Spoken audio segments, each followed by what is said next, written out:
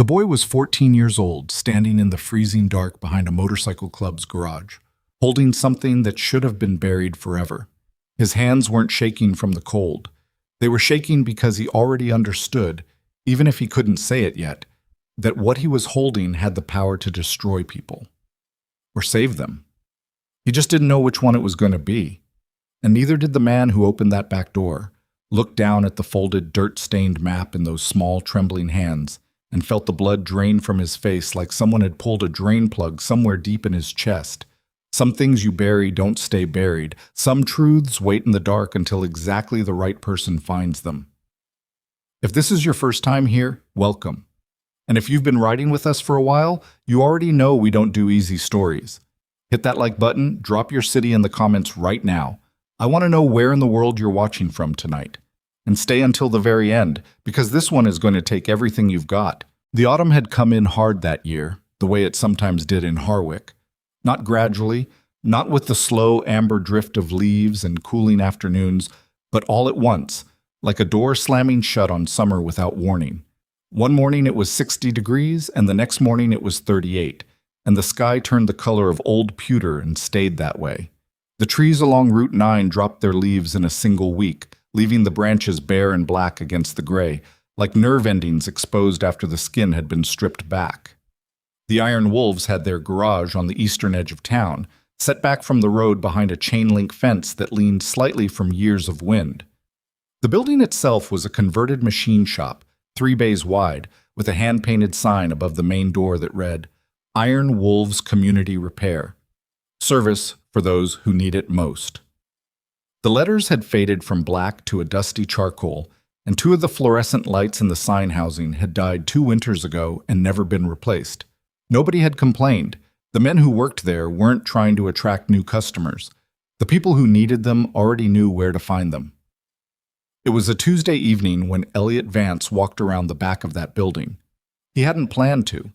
He'd been cutting through the empty lot behind the garage the way he'd been doing for 3 weeks, using it as a shortcut from Dewey Street to the corner where the 47 bus stopped. The bus that took him to the public library before it closed at 8, the only place he could sit in warmth and quiet for a few hours, without anyone asking him why he was there or telling him to move along. The shortcut saved 7 minutes. 7 minutes mattered when you were 14 years old, and the alternative was standing on a corner in 38-degree air, waiting for a bus that ran late more often than it ran on time. He'd found the map 3 days before he did anything about it. It had been wedged beneath a section of broken timber at the base of the abandoned outbuilding behind the main garage. A smaller structure that looked like it had been used for storage once, maybe a decade ago, and then simply forgotten. Part of the roof had caved on the left side. The door was padlocked, but the padlock was rust orange, and the wood around the hasp had rotted through, so the whole assembly just hung there, ornamental, a suggestion of security rather than actual security. Elliot hadn't broken in. He'd been trying to fix a section of the fence near the outbuilding where the chain link had pulled free from its post and created a gap low to the ground that snagged his jacket every time he ducked through. He'd had a pair of pliers in his backpack. He almost always carried pliers and a flathead and a small adjustable wrench because things broke constantly in his world, and he'd learned early that knowing how to fix them was the only leverage he ever had over anything. He'd been pulling the chain link back into position and anchoring it when his boot nudged the loose timber, and the timber shifted, and there it was, a folded rectangle of paper, thick and waxy. The kind of paper that was made to survive being folded and unfolded many times. It was dirty, stained with what looked like oil along one edge, and one corner had been eaten by something, mice maybe, or just moisture and time. But it was intact, and when he unfolded it, crouching in the dead weeds behind an abandoned outbuilding at 6:15 on a cold Thursday evening, he saw that someone had drawn on it with extraordinary care, roots marked in blue ink, small notations in the margins in handwriting so small he had to bring the paper close to his face to read it, a set of coordinates. And in the lower right corner, a symbol, a small wolf's head, hand-drawn, no bigger than a thumbnail, but precise and deliberate and unmistakably intentional. He folded it back up and put it in his jacket pocket and walked to the bus stop. He sat with it in his pocket for 3 days, taking it out at night in the room he shared with nobody, because his foster brother had been moved to another placement 2 months ago, and nobody had told Elliot when or why or whether anyone was coming to fill the space. He read the notes. He looked up the coordinates on a library computer. He sat with the wolf symbol and turned it over in his head like a stone he'd found on a riverbed that was too interesting to throw back. He knew whose garage it was behind. Everybody in Harwick knew the Iron Wolves. Knowing them and feeling like you had the right to walk up and knock on their door were two entirely separate things. But Elliot had found something that belonged to them. And he had been raised, not by his foster father, not by any of the 3 placements before this one, but by some internal compass that had survived everything that had been done to it, with the understanding that if something wasn't yours, you returned it. So on Tuesday evening, at approximately 6:45, he walked around the back of the building instead of past it, stood in front of the rear door, and knocked. Nobody answered for long enough that he almost left. Then the door opened. The man who filled the door frame was not the largest man Elliot had ever seen, but he was the largest man Elliot had ever seen who also looked like he had been assembled from leftover pieces of something harder than flesh. 6'2", maybe 6'3". A gray thermal Henley pushed up to the elbows despite the cold, forearms marked with old ink that had blurred at the edges the way tattoos did when they'd been there long enough to become part of the skin rather than decorations on top of it. A jaw that looked like it had been broken at least once and healed crooked. Eyes the color of river ice in February. Not cold exactly, but still, with something moving underneath that you couldn't quite see. He looked at Elliot. Elliot looked back at him. Neither of them spoke for a moment. Behind the man, the interior of the garage threw orange-yellow light and engine noise, and the smell of oil and coffee and cigarette smoke and something underneath all of it that Elliot couldn't name. Maybe just the smell of men who worked hard and didn't apologize for it. "You're not a customer," the man said. His voice was flat, not hostile, just factual. "No," Elliot said. "You lost?" "No." The man waited. He was good at waiting, you could tell. Elliot reached into his jacket pocket and pulled out the folded map. He held it out. "I picked this up behind your garage," he said. "I think it belongs here." The man's eyes dropped to the paper. He didn't take it immediately. He looked at it for 2, 3, 4 full seconds, and something changed in his face. Not dramatically, not the way faces changed in movies, but in the small specific way that faces changed when something unexpected touched something real. A slight tension in the jaw, a stillness in the eyes that became a different kind of stillness. Then he took it. He unfolded it slowly, holding it in both hands, and the light from inside the garage fell across the paper, and Elliot watched the man's face do something that Elliot couldn't read exactly, but knew was significant. Every sound in the workshop behind him seemed to drop in register. A radio that had been playing something country and indifferent cut to a commercial. A ratchet that had been cycling in the background stopped. The particular silence of men who had been working and had suddenly, without speaking, understood that something had shifted. The man with river ice eyes stood looking at the map for a long time. Then he looked up at Elliot. "Where did you find this?" Not a question. The period was there in his voice, heavy and flat. "Under some broken boards, behind the little building out back. I was fixing the fence." Elliot paused. "I fix things," he added, and immediately felt stupid for saying it, because it sounded like he was trying to explain himself, and he hadn't decided yet whether this man deserved an explanation. The man studied him. "How long ago?" 3 days. Something moved through those river ice eyes. "You sat on it for 3 days." "I was thinking." "About what?" "About whether it was safe to bring back." The man's jaw shifted slightly. Not quite a smile, not quite anything. "And you decided it was?" Elliot looked at him steadily. "I decided it was right. Safe and right aren't always the same thing." The man was quiet for a moment. Then he stepped back and held the door open. "Come inside." His name was Ronan Hale, and he was the president of the Iron Wolves, and Elliot learned these things not because anyone announced them, but because the interior of that garage was the kind of place that communicated its own hierarchy through atmosphere alone. The other men, There were 4 of them visible, one more audible somewhere in the far bay. Tracked Ronan's movements with peripheral attention the way a compass needle tracked north. Not obedience exactly. Something older than obedience. The kind of attention that develops between people who have been in dangerous situations together and come out the other side. The garage was immaculate in the specific way that working spaces were immaculate when the people inside them took their craft seriously. Tools hung on pegboards in organized rows. The concrete floor was oil-stained but swept clean. 3 motorcycles in various states of assembly occupied the main bay, and along the far wall was a workbench with a coffee maker on one end and a row of technical manuals on the other, their spines cracked from heavy use. There were no decorations that Elliot could identify as purely decorative. Everything in the room was there because it was useful. A man with a shaved head and a scar that ran from his left ear to his collar was changing out a carburetor at the nearest workstation. He glanced at Elliot once, said nothing, and went back to work. Another man, older, with white at his temples and grease on his forearms, was writing something in a logbook at the far end of the bench. He didn't look up. Ronan set the map on the cleanest section of the workbench and spread it flat, holding the edges down with his palms, and studied it.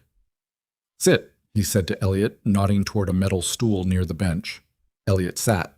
The silence lasted long enough to become uncomfortable, and then it lasted longer, and Elliot understood that Ronan wasn't being rude. He was somewhere else.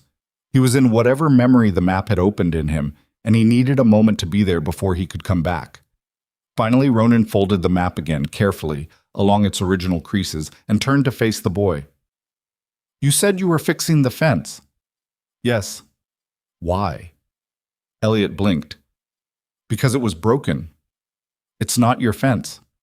Things don't have to be yours to be worth fixing." Ronan looked at him with an expression that Elliot couldn't decode. Not suspicion exactly, but a kind of careful attention, like a man recognizing a particular type of animal in the wild and trying to determine whether it was rare or simply lost. "You live near here." "Dewey Street." "Foster placement?" Elliot went still. "How do you know that?" "You're 14, alone at 7 in the evening, you fixed someone else's fence with your own tools, and you carried someone else's property around for 3 days, deciding whether it was safe to return it." He paused. "Also, your jacket." Elliot looked down at his jacket. Denim 2 sizes too large, a tear along the right shoulder that he'd repaired with electrical tape, because he didn't own a needle and thread. He looked back up. "What about my jacket?" he said. "Tape's not the same color as the fabric," Ronan said quietly. "You fixed it with what you had." Elliot said nothing. The coffee maker clicked and hissed softly. Somewhere in the back bay, someone was testing an engine, running it up and letting it fall in cycles. The sound felt like a pulse. "Who's your placement with?" Ronan asked. "Gary Vance." A beat. "He makes us take his last name, so the neighborhood doesn't know." "Know what?" Elliot's jaw tightened briefly. "That we're not his." Ronan turned slightly and looked at the map in his hand. Something in his posture changed. It was subtle, but Elliot had spent 14 years learning to read rooms and read the people in them with the precision of someone who couldn't afford to misread them. "The man who drew this map," Ronan said carefully, "was someone I knew a long time ago. Someone I trusted." He stopped. Then, "Where exactly did you find it?" Elliot described the location precisely. The broken timber, the angle of the outbuilding wall, how deep the paper had been wedged. Ronan listened without interrupting, and when Elliot finished, the man was quiet again, and the quiet had a different texture this time. Heavier. "Elliot." His name in the man's mouth was careful, like he understood it was the only thing the boy was sure of right now. "Did you read it?" "Yes." "All of it?" "Yes." Ronan exhaled through his nose. "Did you understand it?" Elliot thought about this honestly. "Some of it. The routes make sense. I know these roads, the coordinates I looked up, the notes in the margin." He paused. "Some of those I understood, and some of those I didn't. There's one I keep thinking about." "Which one?" Elliot didn't have the map in front of him, but he'd read it enough times that the words were in him now. "Bottom left margin. The handwriting's different there. Smaller.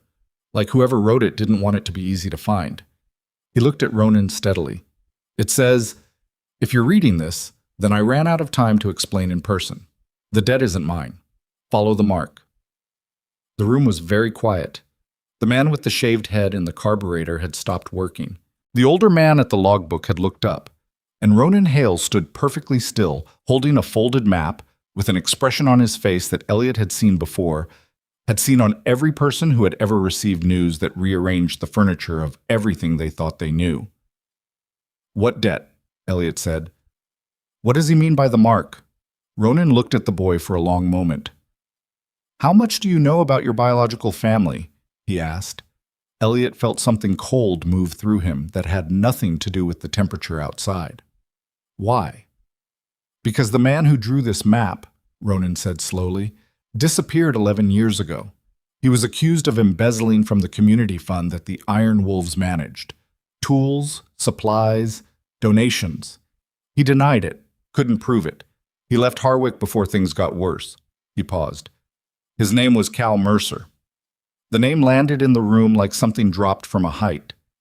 Elliot sat very still. The cold inside him spread upward through his chest. "The Mercer family," he said. Not a question. Ronan's eyes sharpened slightly. "You know that name."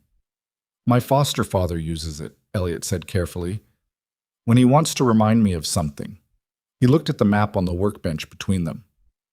"He says the Mercers were trouble, that they brought their trouble with them everywhere they went, that some families are just—" He stopped.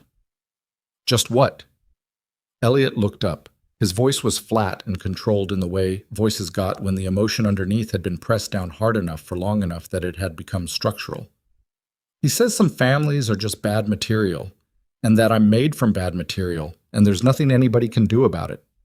The coffee maker beeped once. Nobody moved. Ronan set the map down on the workbench very deliberately, smoothed it once with his palm, and then looked at Elliot Vance. 14 years old, jacket repaired with electrical tape, backpack held together with zip ties, sitting straight-backed on a metal stool in a motorcycle garage at 7 in the evening, with an expression that was harder to read than anything Elliot had encountered in 14 years of reading rooms and people and the spaces between what people said and what they meant. "What's your full name?" Ronan said. "Your birth name." Elliot's hands were still in his lap. "Elliot James Mercer," he said. "Cal Mercer was my father." And the garage went so quiet that Elliot could hear the wind pushing against the metal walls outside, and the distant sound of the 47 bus passing on Route 9, and his own heartbeat, which felt very far away and very loud at the same time. Ronan picked up the map again. He unfolded it to the section he wanted. He held it toward the light, and Elliot saw him trace a finger along the bottom left margin, across the small, cramped notation Elliot had memorized, and then down to the lower right corner, to the wolf's head symbol, where there was something else. Something Elliot had assumed was just aging damage to the paper. It wasn't aging damage, it was another note, smaller than the others, written with a different pen, pressed so lightly it was nearly invisible unless the light hit it at exactly the right angle. Ronan tilted the map. His jaw went rigid.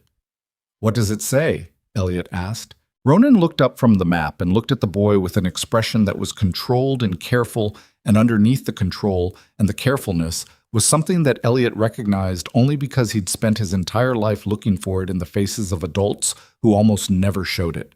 It was fear. Not of Elliot, of what Elliot's arrival meant. "It says," Ronan said quietly, "he'll find it when he's ready. Protect him when he does."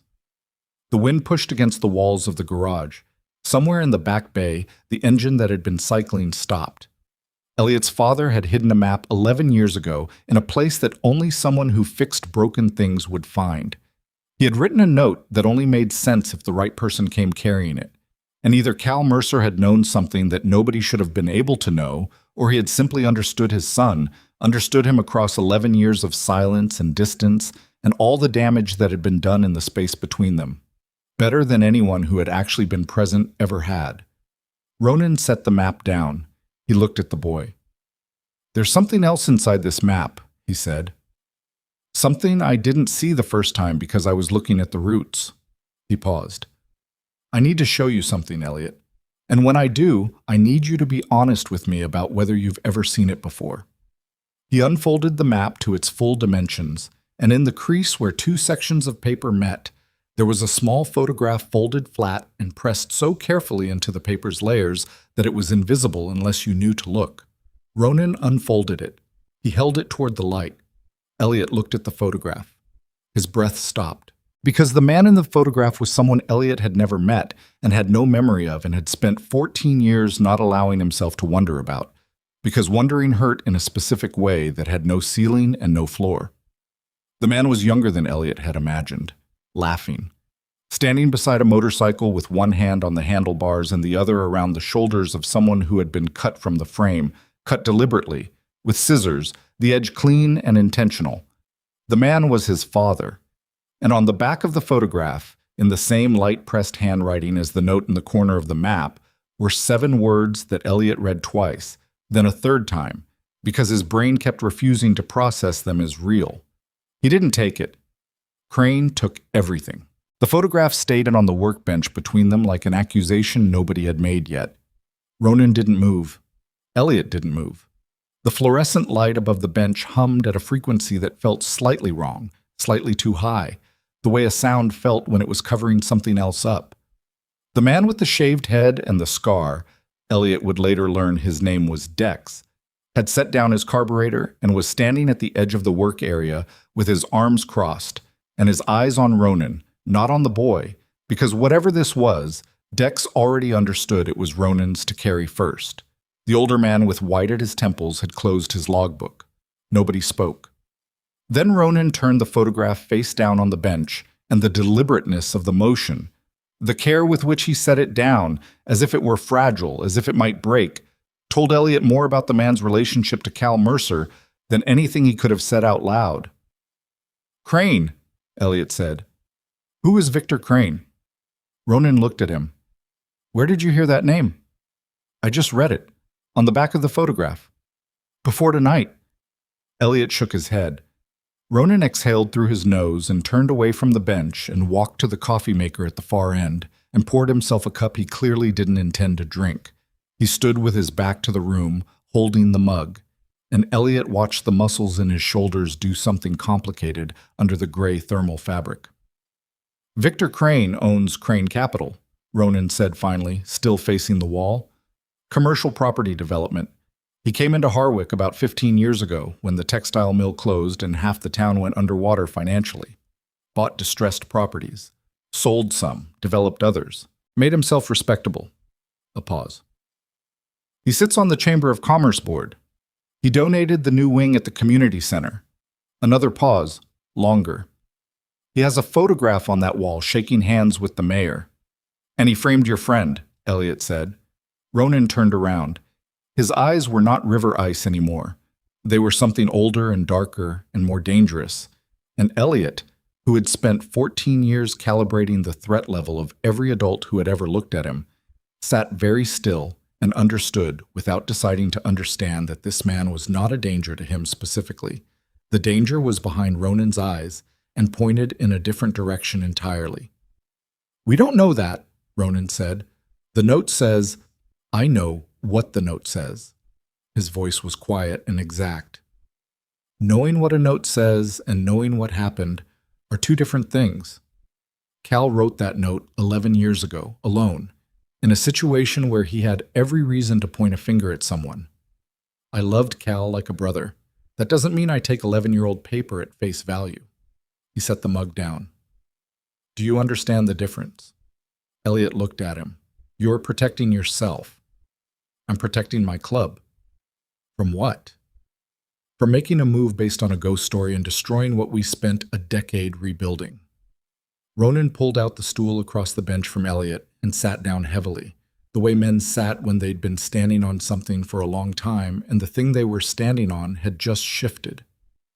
"When Cal left, this club nearly fell apart. The community fund allegations. People believed them. It didn't matter that we couldn't prove anything either way. Perception became reality. We lost contracts, lost community partnerships, lost 3 members who decided the trouble wasn't worth it." He looked at the boy across the bench. "I spent 10 years earning back every inch of what we lost. Every single inch. I am not going to burn that down based on a photograph hidden in a map." Elliot was quiet for a moment, He was my father, he said. I know.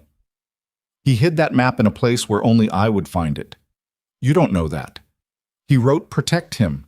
Elliot's voice stayed flat and controlled. Not protect whoever finds it. Him. He knew it would be me. Ronan said nothing. He had to have known, Elliot said. And there was something in his voice now that wasn't anger, and wasn't grief, and wasn't desperation, but was made from all three of them pressed together into something harder than any single one. Which means he knew where I was. He knew I was in Harwick. He knew about the foster placement. He knew I'd cut through that lot. He knew I'd stop to fix the fence because... He stopped himself. Because he knew what I'm like, Elliot didn't say. Because even without being there, he knew his own son. The thing that didn't get said filled the space between them more completely than anything that did. Dex uncrossed his arms and walked to the coffee maker and poured 2 cups and set one in front of Elliot without asking whether he wanted it. The ceramic made a small, precise sound on the metal bench. Elliot looked at it. Steam rose in a thin curl. Drink it, Dex said. Not unkindly, just factual, the way the whole room communicated, in the language of things that were true and didn't need decoration. Elliot drank. Ronan called a meeting at 9 o'clock that night, and Elliot was told to wait in the small office off the main bay. A room with a desk and a filing cabinet and a folding chair and a window that looked out onto the parking lot where 4 motorcycles sat in a row under a sodium light, their chrome catching the orange glow and throwing it back in fragments. He could hear voices through the wall, but not words. He could hear Ronan's voice most clearly, not loudest, but most structured, the way a load-bearing wall was most important, not because it was the biggest, but because everything else leaned on it. He sat in the folding chair and looked at the motorcycles through the window and thought about his father standing next to one, laughing, with his arm around someone whose face had been cut away, who had been cut out of that photograph. And why? After 35 minutes, the voices went quieter, and Dex came to the office door and leaned against the frame. He had a lit cigarette in one hand and the particular expression of a man who had been on the losing side of a vote and had accepted it without drama. You staying somewhere tonight, he said. I have a placement, Elliot said. That's not what I asked. Elliot looked at him. Dewey Street, Gary Vance's house. A beat. I have a curfew. 9:30. Dex looked at the clock on the office wall. It was 9:18. You're going to be late. I know. What happens when you're late? Elliot said nothing. Dex pulled on his cigarette and exhaled toward the ceiling, and the smoke moved upward in the cold draft from the window and dispersed. I'll drive you, he said. It was not an offer. It was a statement of what was going to happen. I didn't ask what you need. He pushed off the doorframe. Come on. Masam. Dex's motorcycle was a '09 Road King, black over black, and it was the loudest thing Elliot had ever sat on. He'd never been on a motorcycle before, and he didn't say so, and Dex didn't ask, just handed him a spare helmet without looking at him and started the engine, and the sound of it moved through Elliot's chest like a second heartbeat, big and low, and completely indifferent to the opinion of anyone nearby. They rode the 6 blocks to Dewey Street in the cold, and the cold at speed was something entirely different from the cold while standing still. It pressed against Elliot's face and the exposed skin of his wrists where his jacket sleeve had ridden up, and it felt like something deliberate, like the night was trying to make him understand how small he was in it. Gary Vance's house was a gray split level with a motion sensor light above the garage door, and a yard that was very orderly and very dead at this time of year. The grass cut, the shrubs trimmed, the garden beds mulched in the way that spoke of control rather than care. The front windows were lit. The light in the kitchen was on. Dex pulled to the curb and cut the engine. Elliot climbed off and handed back the helmet. Dex looked at the house with an expression that was completely neutral, which Elliot had already understood was its own kind of expression, the face that men made when they were very deliberately not making a face about something that warranted one. What time do you need to be at school? Dex said. 7:15. Ronan wants to talk to you more tomorrow, after school. Elliot nodded. He's not... Dex stopped. He pulled on what was left of his cigarette and flicked it into the street. He's not dismissing this. He just needs to process it the right way, without blowing up 15 years of work because he's angry at a ghost. Elliot looked at the house. He's angry at Cal. Dex said nothing for a moment. He's angry that Cal left without trusting him enough to fight it out together. A pause. That's different from angry at a ghost. The motion sensor light above the garage triggered, not because anything had moved, but because the wind had nudged a bare branch of the maple at the property line into the sensor's range. The light blazed on and illuminated the front yard in flat white, and in that flat white light, through the kitchen window, Elliot could see Gary Vance standing at the counter with a coffee mug and his eyes on the clock above the stove. "Go," Dex said. Elliot went. Gary Vance was 51 years old, and he had the body of a man who had been large once and had gone soft in the specific way that suggested the large version of him had been built for intimidation rather than labor. He was not a cruel man in the way that some foster placements were cruel. He didn't hit, didn't threaten, didn't damage in the obvious documentable ways that put children back into the system. He was cruel in the subtler way, the way that left no marks, the way that operated through the steady, low-grade delivery of a single message repeated in different configurations until it became the wallpaper of a child's internal world. You are not good material. You will not become anything. You come from nothing, and nothing is what you'll leave behind. He was standing at the counter when Elliot came through the side door at 9:37, and he looked at the clock and looked at Elliot and said, 7 minutes, in the voice of a man who had already decided what the 7 minutes meant and had filed it away next to every other piece of evidence in the case he was continuously building. "I know," Elliot said. I heard a motorcycle. Someone gave me a ride." Gary looked at him. "From where?" "The library." "The library closes at 8. I was helping someone fix something after." Elliot kept his voice even. "It ran late." Gary set down his mug. "You were at the Iron Wolves garage." The sentence landed in the kitchen with its full weight, and Elliot didn't flinch and didn't look away. "Yes?" "Why?" "I found something that belonged there. I returned it." Gary looked at him for a long time with an expression that was not anger.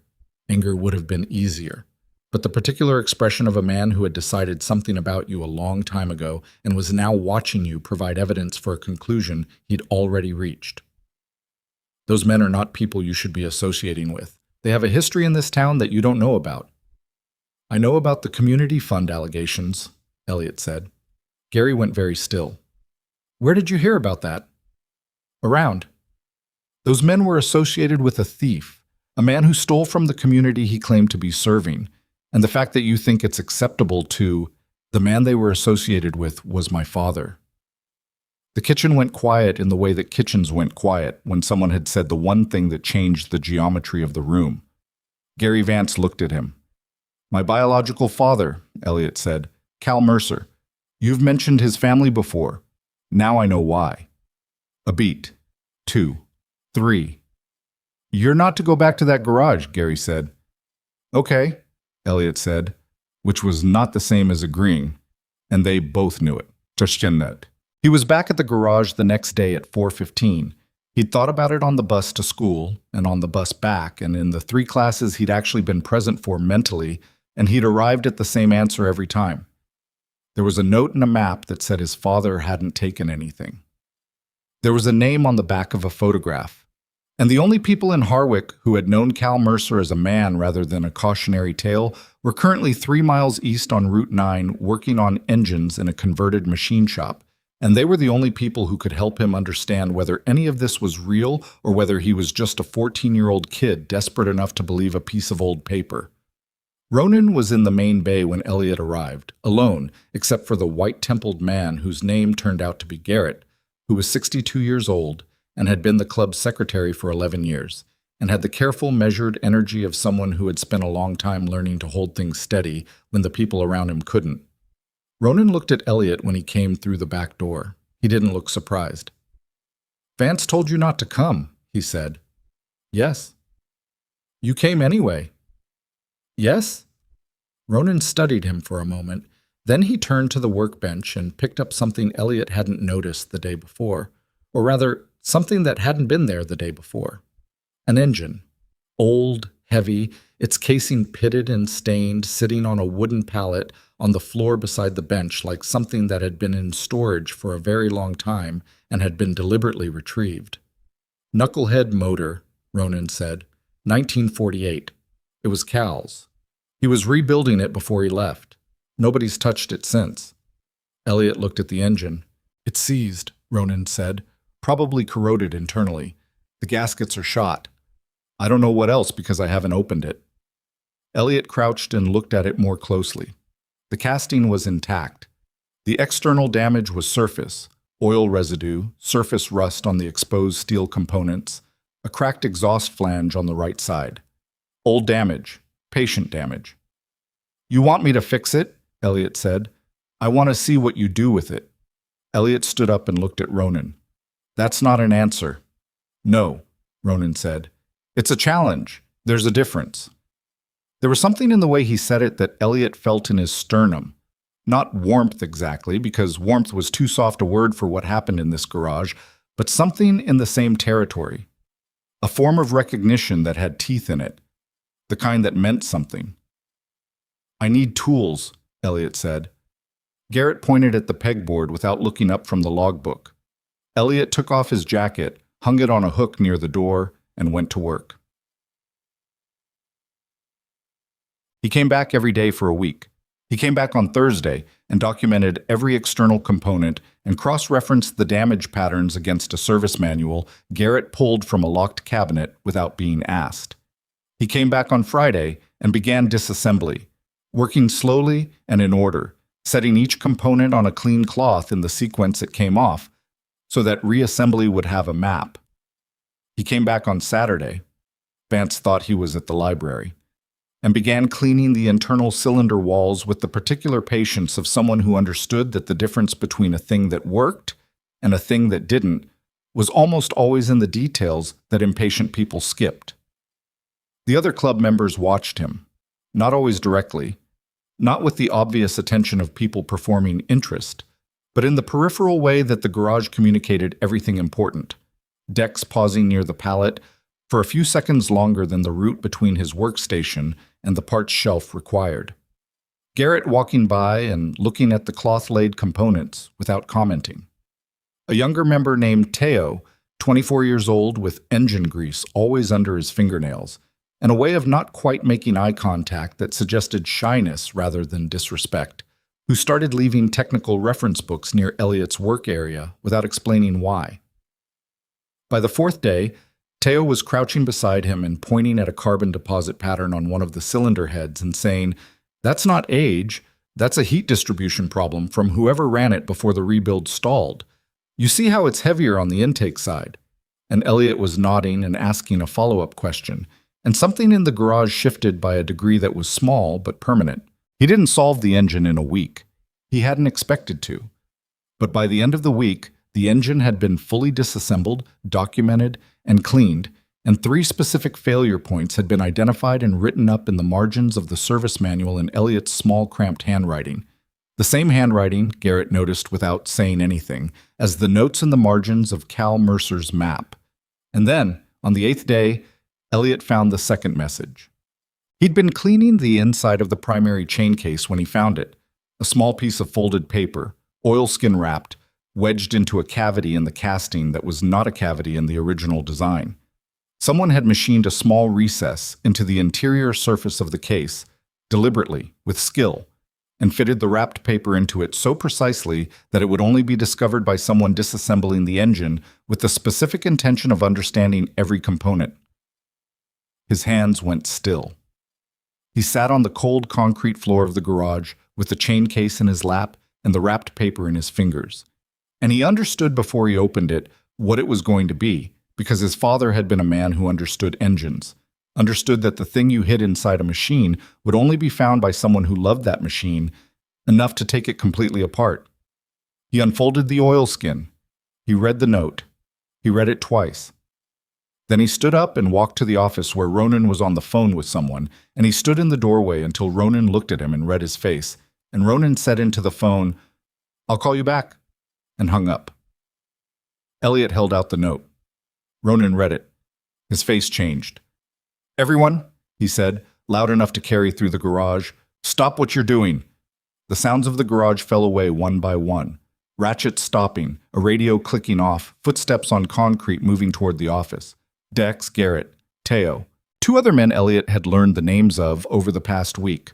Marcus, who was 38 and had done 2 tours overseas and had the particular stillness of someone who had learned to be very calm in situations that required it. And Webb, who was 55 and barely spoke but had a way of being in a room that made the room feel safer. They gathered in the doorway and the main bay beyond it, and Ronan held up the note so they could read it, and one by one they did. And the thing that moved through the group was not panic and not anger, but something older. The specific tension of men who had been waiting without knowing they were waiting for something, and who had just understood that the thing they'd been waiting for had arrived. The note said, "Victor Crane has the original ledger. Building on North Quarry Road, the old Ashford storage facility. I hid a copy.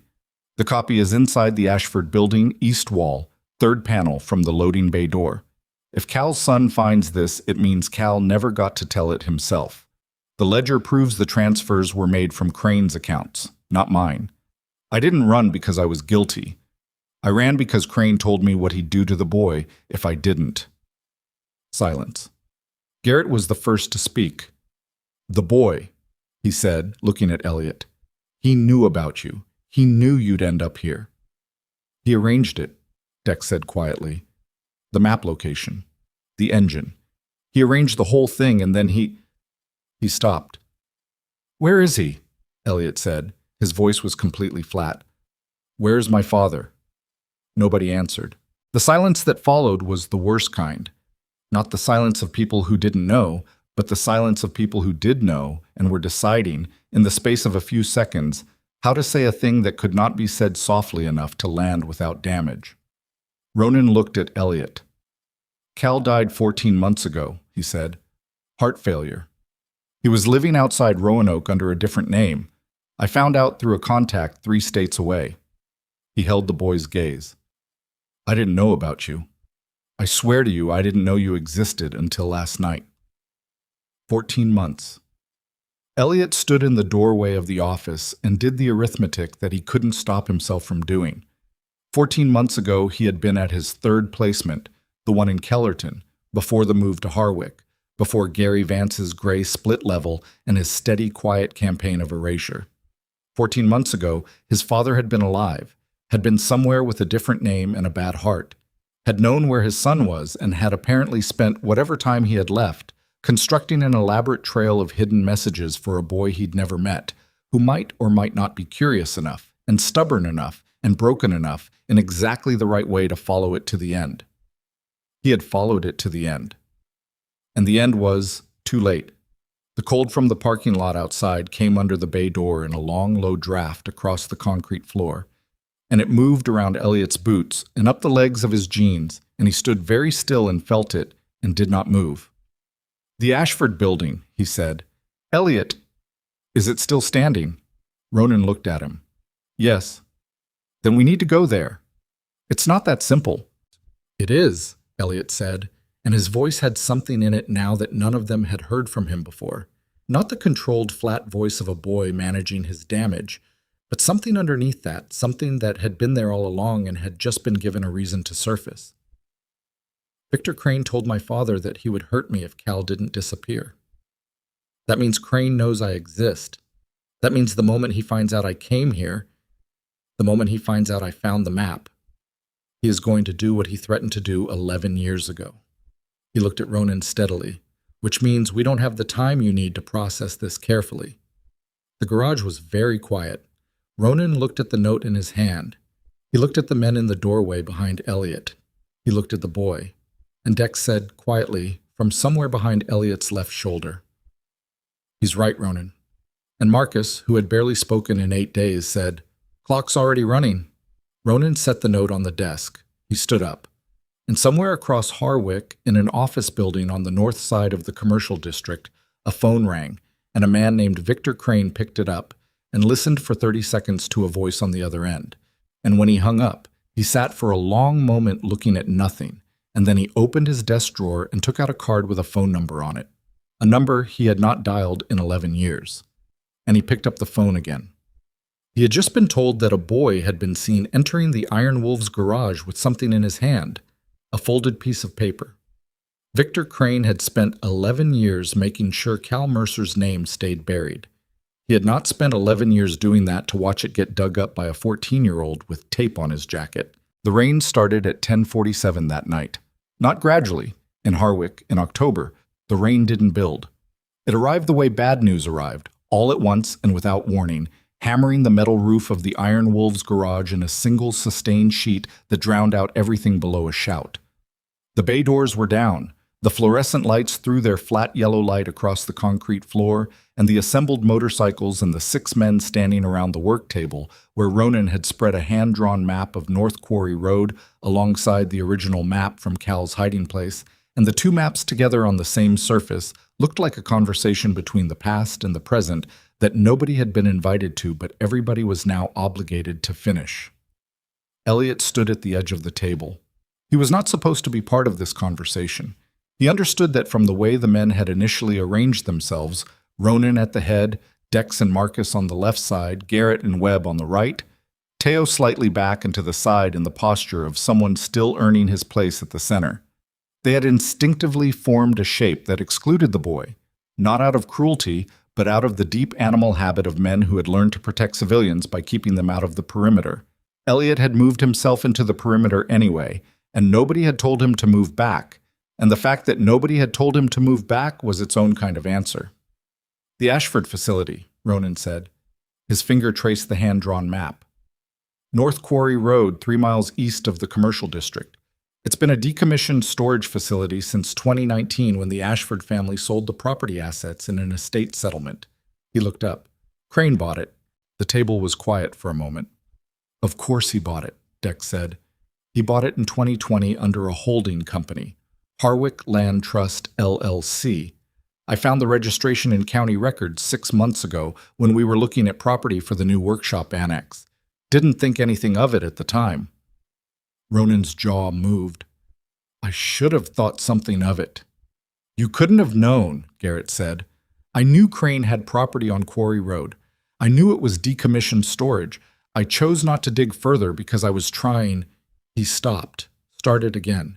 "Because I was trying to keep this club away from anything that smelled like the past." "And the past came to us," Marcus said. He wasn't looking at the map. He was looking at the bay door, at the rain hammering the metal in long, irregular intervals. Through a 14-year-old with a map in his pocket. Ronan looked at Elliot. Elliot looked back at him. "What's inside that building?" "If Cal's note is accurate, a copy of a financial ledger showing that the community fund transfers were made from Crane's accounts. Proof that Cal was framed. And the original ledger. Cal says Crane has it, meaning somewhere in Crane's possession is a document he's been sitting on for 11 years that he cannot afford to have anyone read." Ronan paused. "Men who sit on documents like that for 11 years develop very specific contingency plans for what happens if someone comes looking." The rain against the roof intensified briefly, then settled. "He already knows," Elliot said. Every head at the table turned toward him. "He knows I found the map. You said it yourself. He has people. He called someone after Cal left. He's been watching to make sure it stayed buried.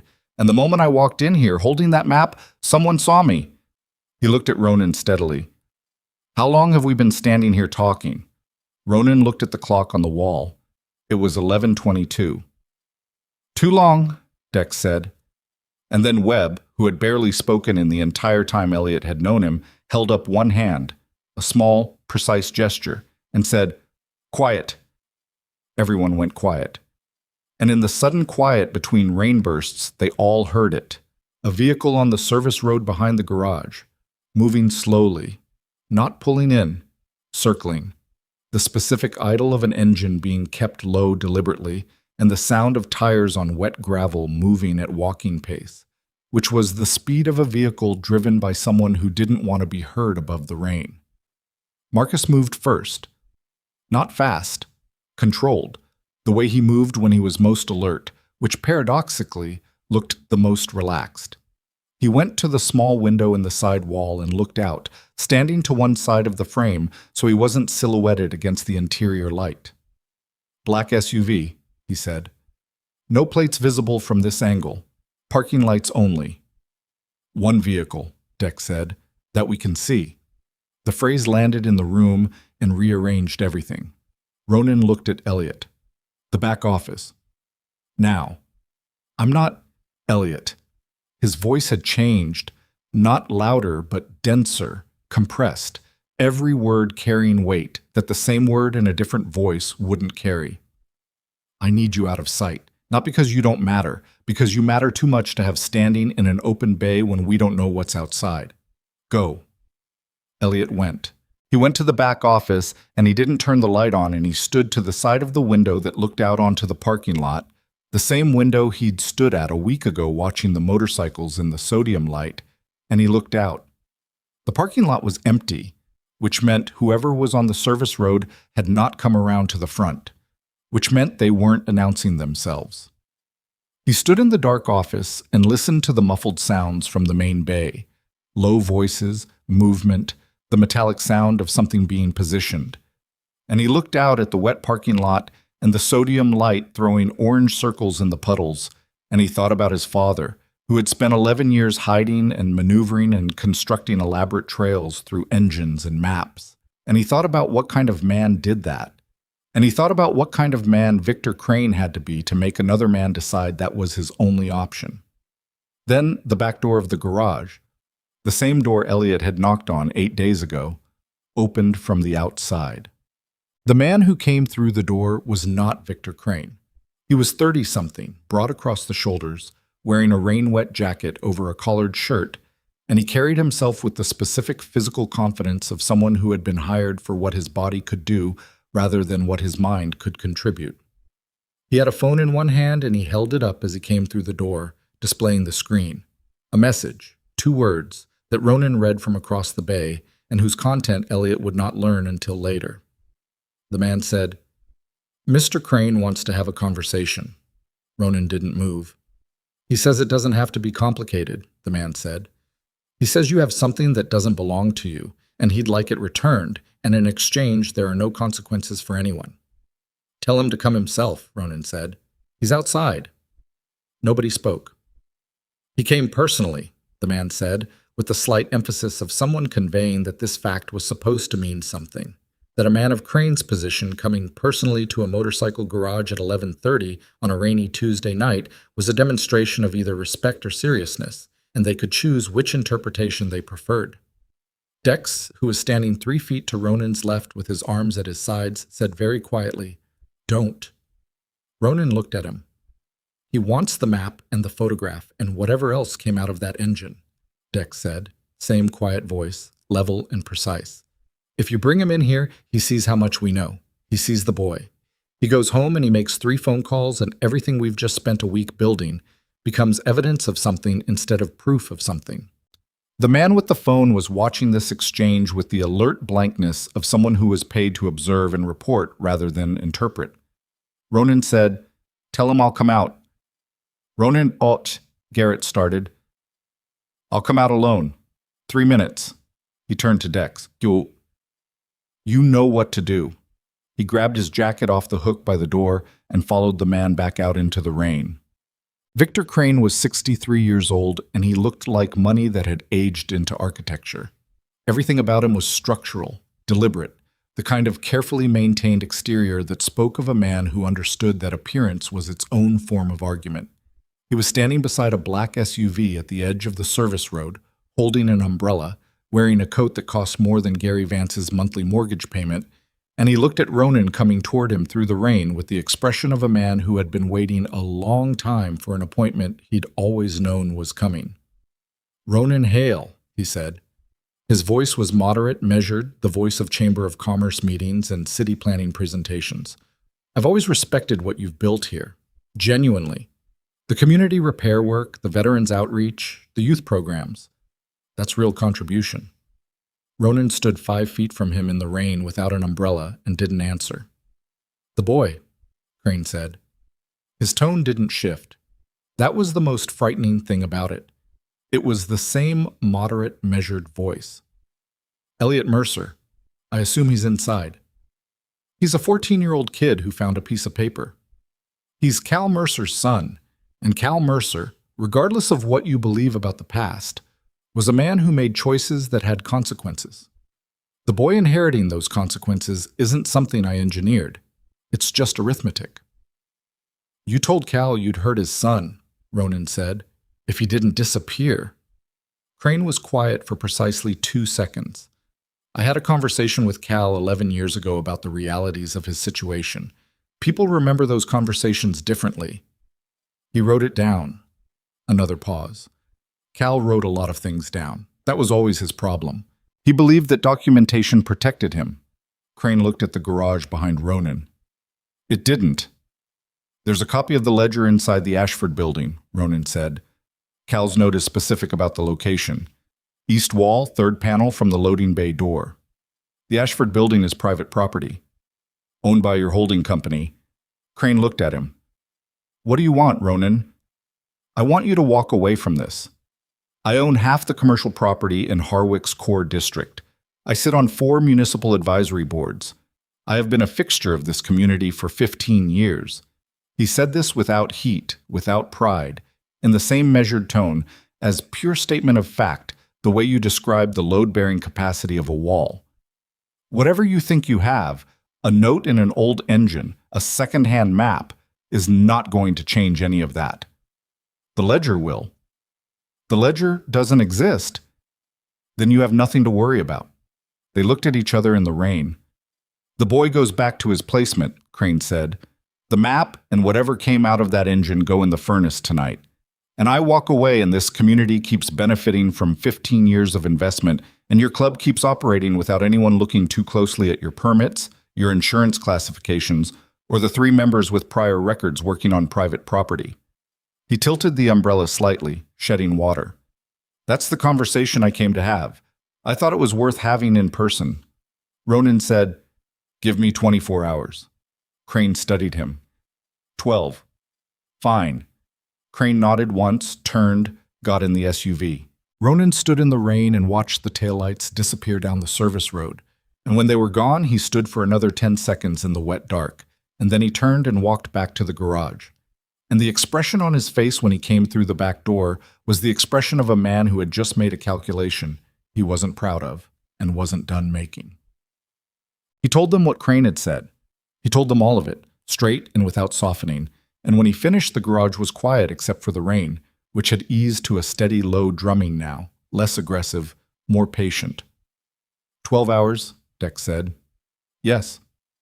He's going to the Ashford building tonight regardless, Marcus said. He's going to find that panel, and he's going to destroy whatever's behind it, whether we go there or not. 12 hours isn't a negotiation window. It's a disposal window. I know. Then why did you agree to it? Because I needed him to leave, Ronan said, and because I needed 12 hours. He looked at Elliot, who had come back from the office at some point during the recounting, and was standing at the edge of the group again in the position he always occupied. Inside the perimeter, slightly apart, watching with those eyes that missed nothing and showed less. I'm sorry, Ronan said, for what he said about you inheriting consequences. Elliot shook his head slightly. I've heard worse. You shouldn't have heard it at all. Something crossed Elliot's face, too quick to fully read, gone before it could be named.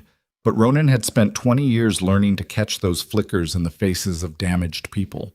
And what he read in that half second was not anger and not grief, but something that was almost worse. The look of someone who had simply stopped expecting to be protected, and who found the experience of being protected by a near stranger so unexpected that their system didn't have a category for it and had to file it somewhere provisional, somewhere they could take it back out and examine it later when they were alone. We go to Ashford tonight, Dex said. Yes, Ronan said. All of us.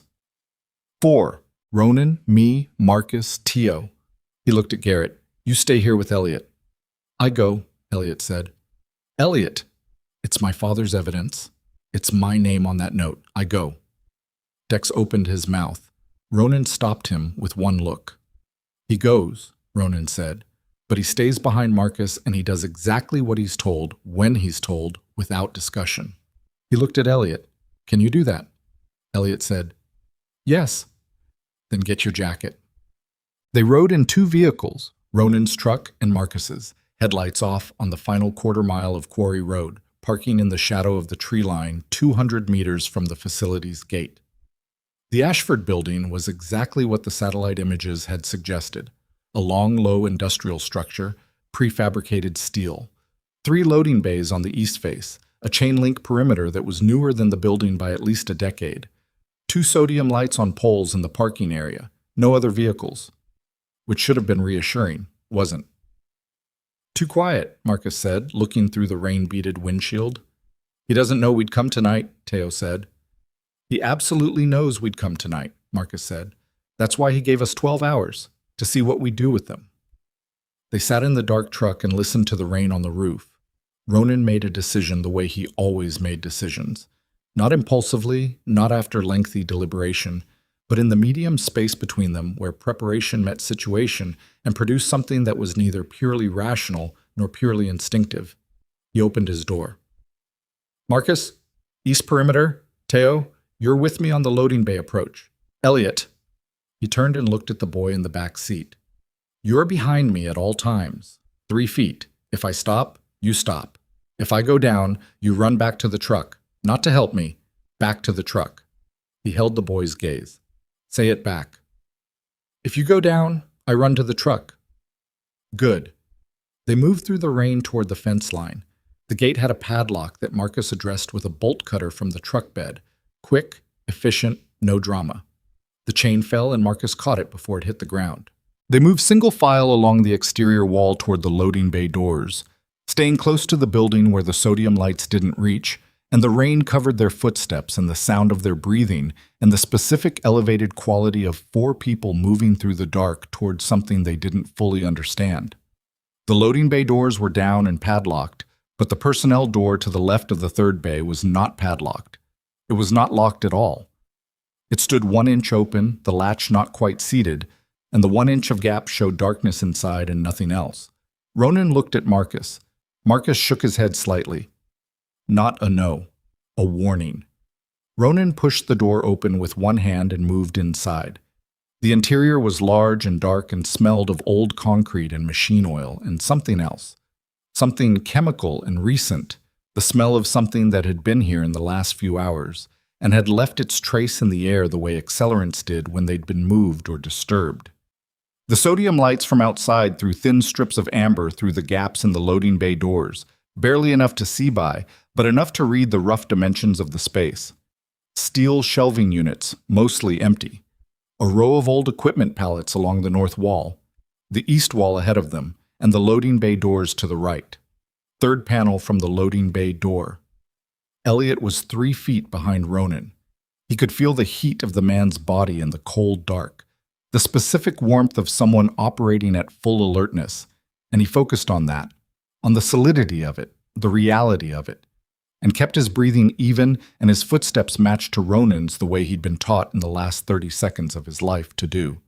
They reached the east wall. Ronan counted panels from the loading bay door. 1, 2, 3. The third panel was steel-faced, like the others, floor to ceiling, approximately 4 feet wide. Nothing visually distinguished it from the panels on either side. Ronan ran his hand along the seam on the left edge, feeling for a gap or a hinge point or a difference in the surface texture, and Elliot watched his hands in the thin amber light moving along the steel with the careful, deliberate sensitivity of a man who trusted his hands over his eyes in bad light. He found it at the lower left corner, a recessed catch, spring-loaded, that released when he pressed it at the right angle. The panel swung outward on a piano hinge. Behind it was a shallow recess in the building's interior wall, approximately 18 inches deep and 3 feet wide. And in the recess, on a small wooden shelf bracketed to the concrete behind the steel facing, was a manila envelope, sealed, with 2 words written on the front in handwriting that Elliot recognized immediately. For Elliot, his father's handwriting. His hands were absolutely still. Ronan stepped back and looked at the boy. Elliot reached in and took the envelope. He turned it over.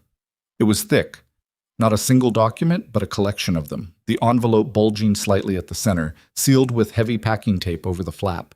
He pressed it against his chest and looked at Ronan. And Ronan looked back at him, and in the dark, in the rain sound and the thin strips of amber light, something passed between them that did not require language. Then Marcus said, from across the building, "Ronan." The word was quiet and completely flat, and it meant something was wrong. They moved toward Marcus's position near the north wall, and when they got there, they saw what he was looking at, what he'd been standing in front of for the 30 seconds it had taken them to find the envelope. And the thing they saw was not what any of them had expected to find in an abandoned storage facility in the rain at midnight, and it rearranged everything. It was a surveillance setup, not sophisticated, not professional grade. A folding table against the north wall with a laptop, a small monitor, and a router with its indicator lights still blinking green and amber. Blinking, meaning the power was on, meaning someone had been here recently enough that they'd left it running, or had left it running deliberately. And on the monitor, frozen on a paused video frame, was an image from a security camera feed. The timestamp in the corner read 11:46 p.m., 14 minutes ago. The image showed the interior of a room, not this building. The image showed the inside of Gary Vance's kitchen. Gary Vance was visible in the frame, standing at his kitchen counter. And beside him, talking to him, was a man in a coat that Elliot recognized immediately. The posture, the umbrella folded under one arm, the deliberate containment of a man who carried his authority like a fitted suit. Victor Crane had left the Iron Wolves garage and driven directly to Gary Vance's house. Elliot stared at the frozen frame. "He knows your placement," Ronan said. "He's known my placement," Elliot said. His voice was very quiet. "For how long?" Nobody answered. Teo moved to the laptop and touched the trackpad to wake the screen, and the frozen image moved. The video resumed, and they watched Gary Vance nod twice at something Crane said, and then reach into a kitchen drawer and remove something and hand it across the counter, and Crane took it and looked at it and put it in his coat pocket. And even on a low-resolution security feed from a camera positioned in a corner of the kitchen ceiling, even through the grain and the distance and the bad angle, Elliot recognized the object. It was a photograph. School photo. The kind taken in September of every year and distributed in cheap cardboard sleeves. Elliot's own face, 14 years old, looking at a camera in a gymnasium in Harwick, with the expression of someone who had learned not to look like anything in photographs, because looking like something gave people material to work with. Gary Vance had just given Victor Crane a photograph of Elliot, and on the monitor, Crane looked at the photograph, and then he looked up toward the kitchen window, not at the camera, he didn't know the camera was there, but in the general direction of the night outside. And the expression on his face, in that half second before he composed it back into moderation, was the expression of a man crossing something off a list. "He's been in contact with Vance," Ronan said, and his voice had a quality that Elliot had not heard from him before. Not anger, something colder. "For how long?" Marcus was already on his phone. "The whole time," Elliot said. The words arrived in him from someplace below thought, from the level where the body understood things before the mind could organize them into sentences. "He's been in contact with Vance since the beginning, since I was placed there." He looked at the screen. Vance wasn't a random placement. He was watching me. "For Crane," Dex said. "For Crane. Waiting to see if I'd find anything, waiting to see if Cal had left something." He looked at the envelope in his hands, his father's handwriting, for Elliot, and felt the weight of it differently now. Not the weight of inheritance, the weight of a trap.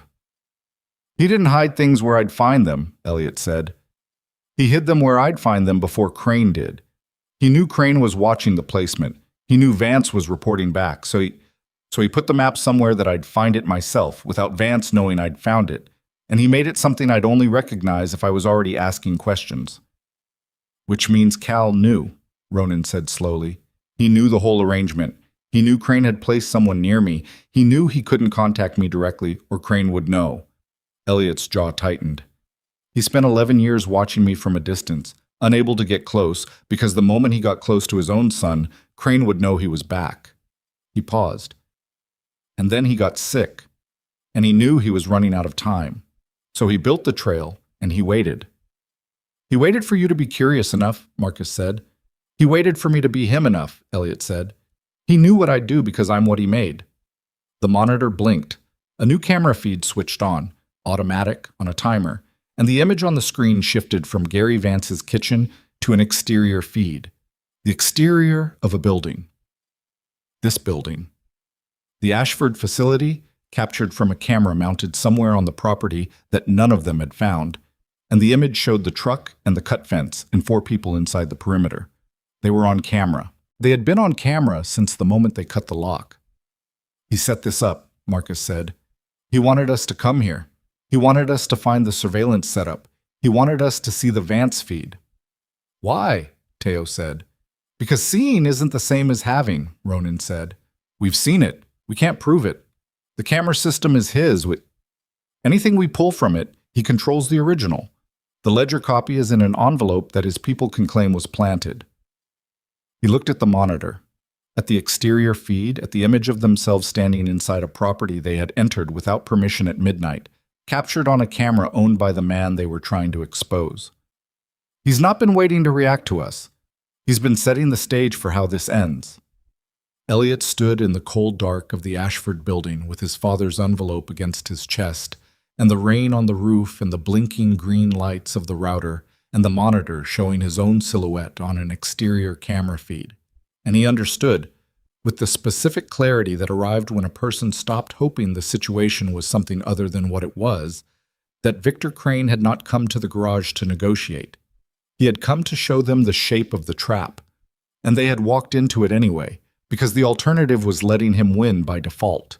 He looked down at the envelope in his hands. For Elliot. His father had known the trap was there.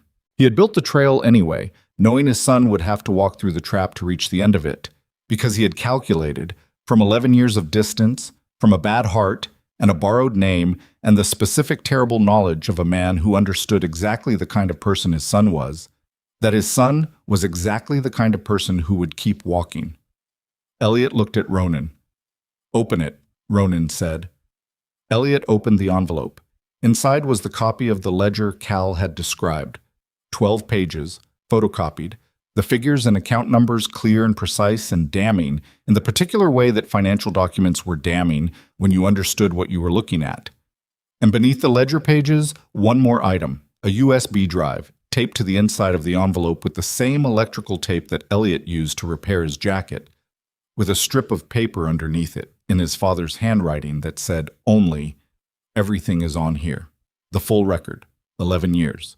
Don't let him make you small." And beneath that, in different ink, written later, written when the handwriting was slightly less steady, slightly more pressured, the handwriting of a man who understood he was writing something for the last time. "I'm sorry I wasn't there. You fixed things without me. I knew you would. That was always going to be enough." Elliot stood in the dark and the rain and held the paper and read it twice, and his face did something that he couldn't control and didn't try to. And in the thin amber light of the loading bay gaps, none of the men around him looked away, and none of them looked directly at him either, because they all understood, the way men understood who had spent their lives in the proximity of damage that didn't announce itself, that this was a moment that needed to be witnessed without being observed. Then Ronan put one hand on Elliot's shoulder, brief, solid, no drama, and said, "We need to move." Elliot folded the paper and put it in his jacket pocket and nodded. "He'll have someone watching the road," Marcus said. "I know. If we walk out with that envelope, he'll know we have it before we get back to the garage." "I know," Ronan said. "So what do we do?" Ronan looked at the monitor, at the exterior camera feed, at their own image standing in the building, at the blinking router lights, and the running surveillance system, and the whole elaborate architecture of a trap built by a patient and powerful man over the course of 11 years. And he made the calculation that the situation required, and when he arrived at the answer, it was not the answer any of them wanted, and all of them had already seen coming. "We don't leave yet," he said, "and we don't take the envelope out of this building tonight." He looked at Elliot. "We make a copy, right here, right now, and the copy goes out separately, and then we use his own system against him." "How?" Teo said. Ronan nodded at the laptop on the folding table. "Because he left his router running," Ronan said. "And if his camera feed uploads to somewhere, there's a pathway. And Marcus spent 8 years doing things for the army that he doesn't talk about, but that I happen to know included following exactly those kinds of pathways. He looked at Marcus. Can you? Marcus looked at the router. He looked at the laptop. He set his jaw in a way that meant yes. Do it, Ronan said. And outside on the service road beyond the cut fence, a pair of headlights appeared at the tree line and stopped, and sat there without moving, watching, waiting, in the specific patient way of someone who had already decided the outcome and was simply waiting for the other side to understand it. The rain kept falling, the router kept blinking, and Elliot Vance, Elliot Mercer, stood in the dark with his father's last words in his jacket pocket and understood that the moment he had been moving toward his entire life, the moment his father had spent 11 years constructing and waiting for and finally running out of time to see, had arrived. And the only question left was whether the boy Cal Mercer had raised from a distance, through hidden maps and sealed engines and electrical tape and the stubborn, unreasonable insistence on fixing things that nobody else believed could work, was going to be enough. He thought he might be. He wasn't sure yet, but he thought he might be. Marcus worked fast. Not frantically. Fast in the specific way of someone who had done versions of this before, in conditions that made a rainy industrial building in rural Virginia look like a comfortable afternoon, and who had learned that speed and panic were different things, and that confusing them got people killed. He pulled a chair to the folding table and sat, and his hands moved across the laptop keyboard with the particular efficiency of someone who understood that every second the headlight sat at the tree line was a second being used by someone to make a decision. Ronan stood behind him and watched the road through a gap in the loading bay door. The headlights hadn't moved. "Router's a consumer unit," Marcus said quietly. "Whoever set this up wasn't expecting a technical response. They expected people to come in, get scared by the camera setup, and leave." His fingers moved. "Cloud upload, continuous feed. It's going to a storage account." He paused. "I'm in the account," Teo exhaled. "Don't celebrate yet," Marcus said. "I can see the feed archive. 12 cameras total. This facility and—" He stopped. "And what?" Ronan said. "And 4 external locations. I'm looking at feeds from 4 other properties." He turned the laptop slightly so Ronan could see the screen. "That's the Iron Wolves garage. That one is Garrett's house. That one is—" He stopped again, and this time the stop was different, heavier. "That's Dewey Street," Elliot said from behind them. He had moved to where he could see the screen without being asked, and nobody had told him not to. "That's Gary Vance's house." "He's had cameras on all of us," Dex said. "For how long?" Teo said. Marcus checked the archive timestamps. "The garage feed goes back 14 months. Vance's property goes back—" He stopped. "Read." Read again. 16 months. 2 months before Elliot was placed there. The number settled into the room. 16 months. Victor Crane had positioned Gary Vance as a foster placement 2 months before Elliot arrived, which meant he had known Elliot was coming to Harwick before Elliot knew, which meant someone inside the foster care system had been feeding Crane information, which meant the architecture of this thing was larger and older and more deliberately constructed than any of them had understood when they were standing in the garage an hour ago looking at a folded map and thinking they were dealing with a local businessman with something to hide. "Copy everything," Ronan said. "Already running. All 4 external feeds, the full archive. Everything." "I need a drive." Teo pulled a USB from his jacket. He carried one the way mechanics carried specific tools, out of habit because storage was always useful, and handed it across. Marcus plugged it in without looking up. Elliot was looking at the feed from Vance's house. The kitchen was empty now. Crane had left. The overhead light was still on, and Gary Vance was gone from frame, and the kitchen was just a kitchen, ordinary and still, and Elliot looked at it with the expression of someone looking at a room they thought they'd understood, and understanding now that the walls had been listening the entire time. "My caseworker," he said. Ronan turned. "My caseworker approved the Vance placement. She's the one who made the match." He looked at Ronan. "Her name is Diane Solis. She's been my caseworker for 2 years. She approved every placement I've had in Harwick." He paused. "Is she on those feeds?" Marcus checked. "No."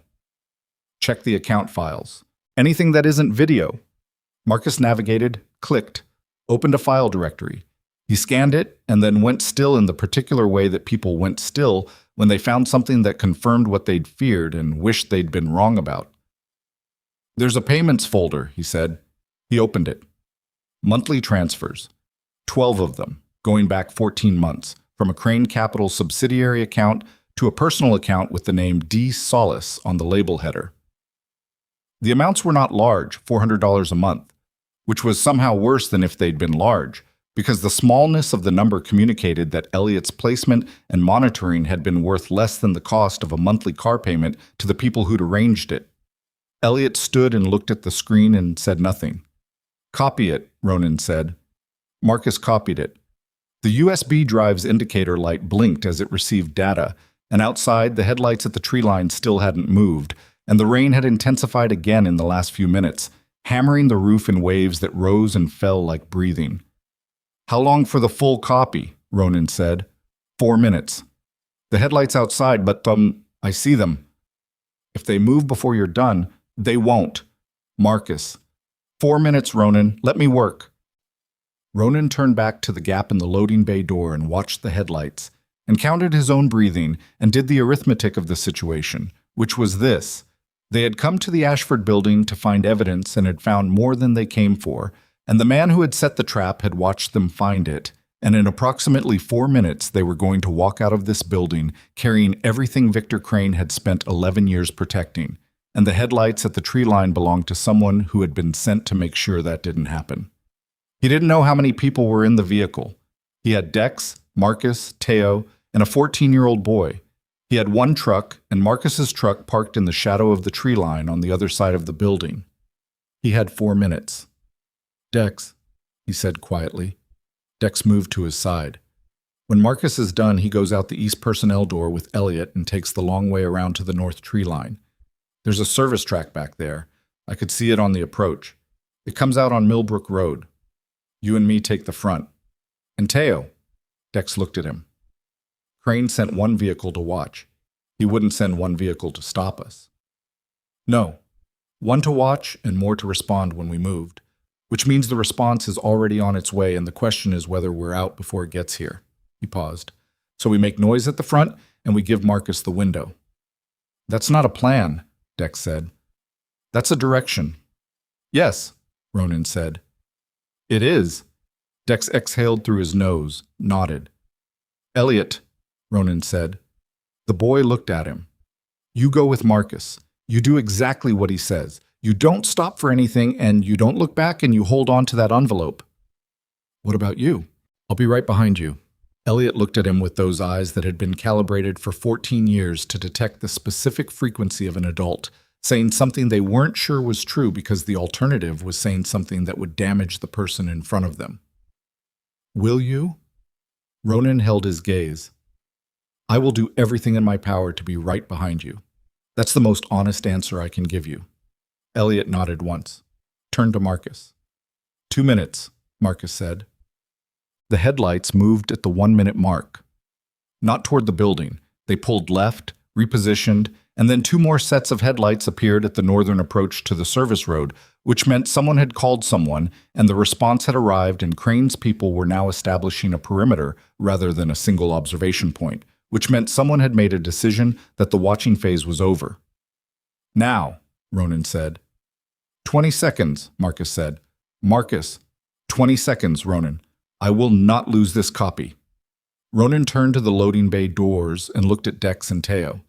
Dex had a length of steel pipe he'd picked up from a rack of salvage materials near the north wall. Not a weapon exactly, but a presence. The way a 6-foot man holding a length of pipe occupied space differently than the same man without one. Teo had said nothing in the last 20 minutes, and his silence had the quality of someone very focused, rather than very afraid, which was the right kind of silence for the situation. "Drive creates a distraction," Ronan said. "Nothing more." The drive light stopped blinking. "Done," Marcus said. He pulled the USB and pocketed it and was standing before the chair had finished moving from his weight, leaving it.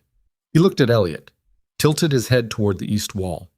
Elliot picked up the envelope from where he'd set it on the edge of the folding table and tucked it inside his jacket, against his chest, and followed Marcus toward the east personnel door. Ronan watched them go. Then he looked at Dex. Dex looked back at him. "Let's go make noise," Dex said.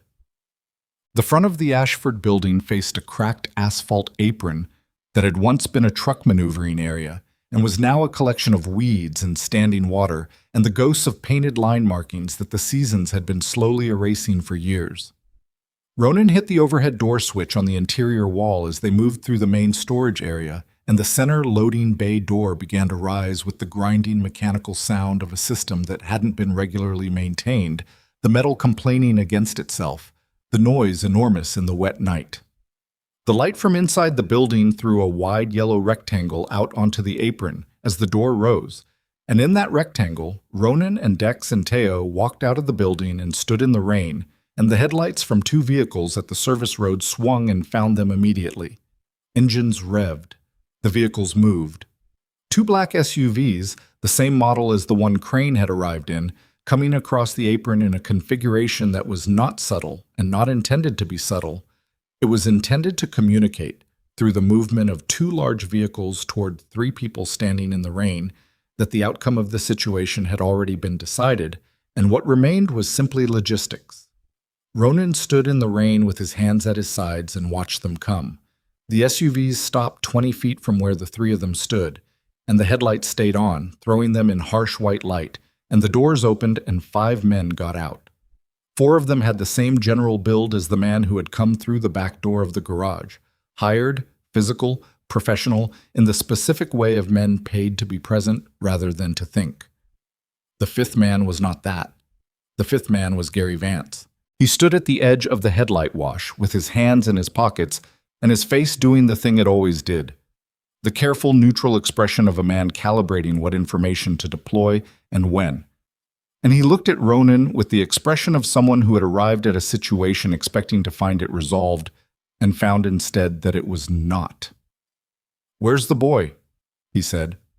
Ronan said nothing. "He's a minor in my legal care. I have the right to, You have the right to nothing," Ronan said. His voice was completely level. "You accepted money from Victor Crane to monitor a child who was placed in your home. You provided that child's photograph to a man who has used it to further a campaign of intimidation that goes back 11 years. You are not here as a foster parent. You are here as an employee."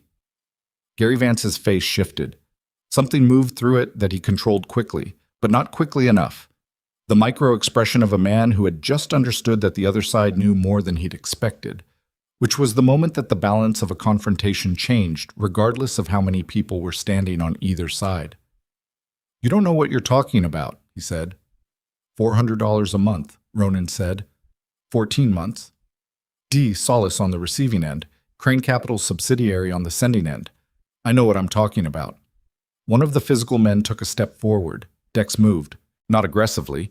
He simply moved to a position that made it geometrically clear that the step forward had been noticed and that the next step forward would encounter a different set of conditions.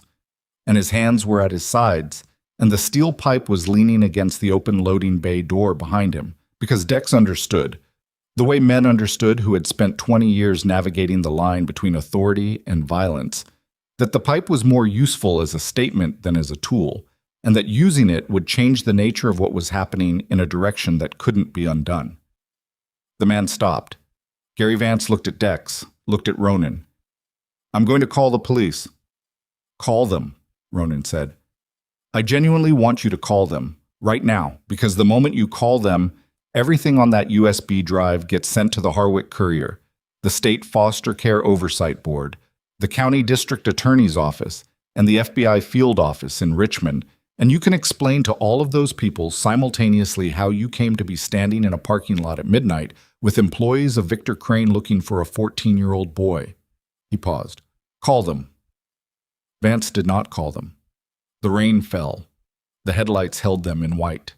One of the physical men, not the one Dex had moved on, a different one, the one closest to the right side SUV, spoke quietly into a phone, and Ronan heard the word building and the word move and understood immediately what was happening.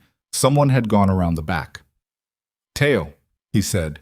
Teo was already moving back through the loading bay door into the building, crossing the dark interior at a run toward the east personnel door, and Ronan turned back to Gary Vance and the four men and the headlights and held the position and counted the seconds and did not think about Marcus and Elliot because thinking about them used the same cognitive space as staying present, and staying present was what the next 60 seconds required. "Give us the drive," Vance said. "No." "Give us the drive and we walk away. Crane walks away. You keep everything you've built here. The community programs, the repair contracts, everything. You lose nothing." "Elliot loses everything," Ronan said. "He's one kid." "Yes," Ronan said. "He is." The word landed with a weight that had nothing to do with volume. Something changed in Gary Vance's face. Not remorse, not guilt, but the specific discomfort of a man who had organized his understanding of a situation around the premise that some people mattered less, and who had just encountered that premise stated plainly by someone who didn't share it, and found it harder to hold in the open air than it had been in the privacy of his own reasoning. "He comes from bad material," Vance said. It sounded different out here. Smaller. "He comes from Cal Mercer," Ronan said, "who built half the equipment in my shop and kept this community running when the textile mill took 300 jobs with it when it closed, and who spent 11 years in hiding because a man with money and no conscience decided his reputation was worth more than another man's life." He looked at Vance steadily. "That's the material the boy comes from. I'll take it." A phone buzzed.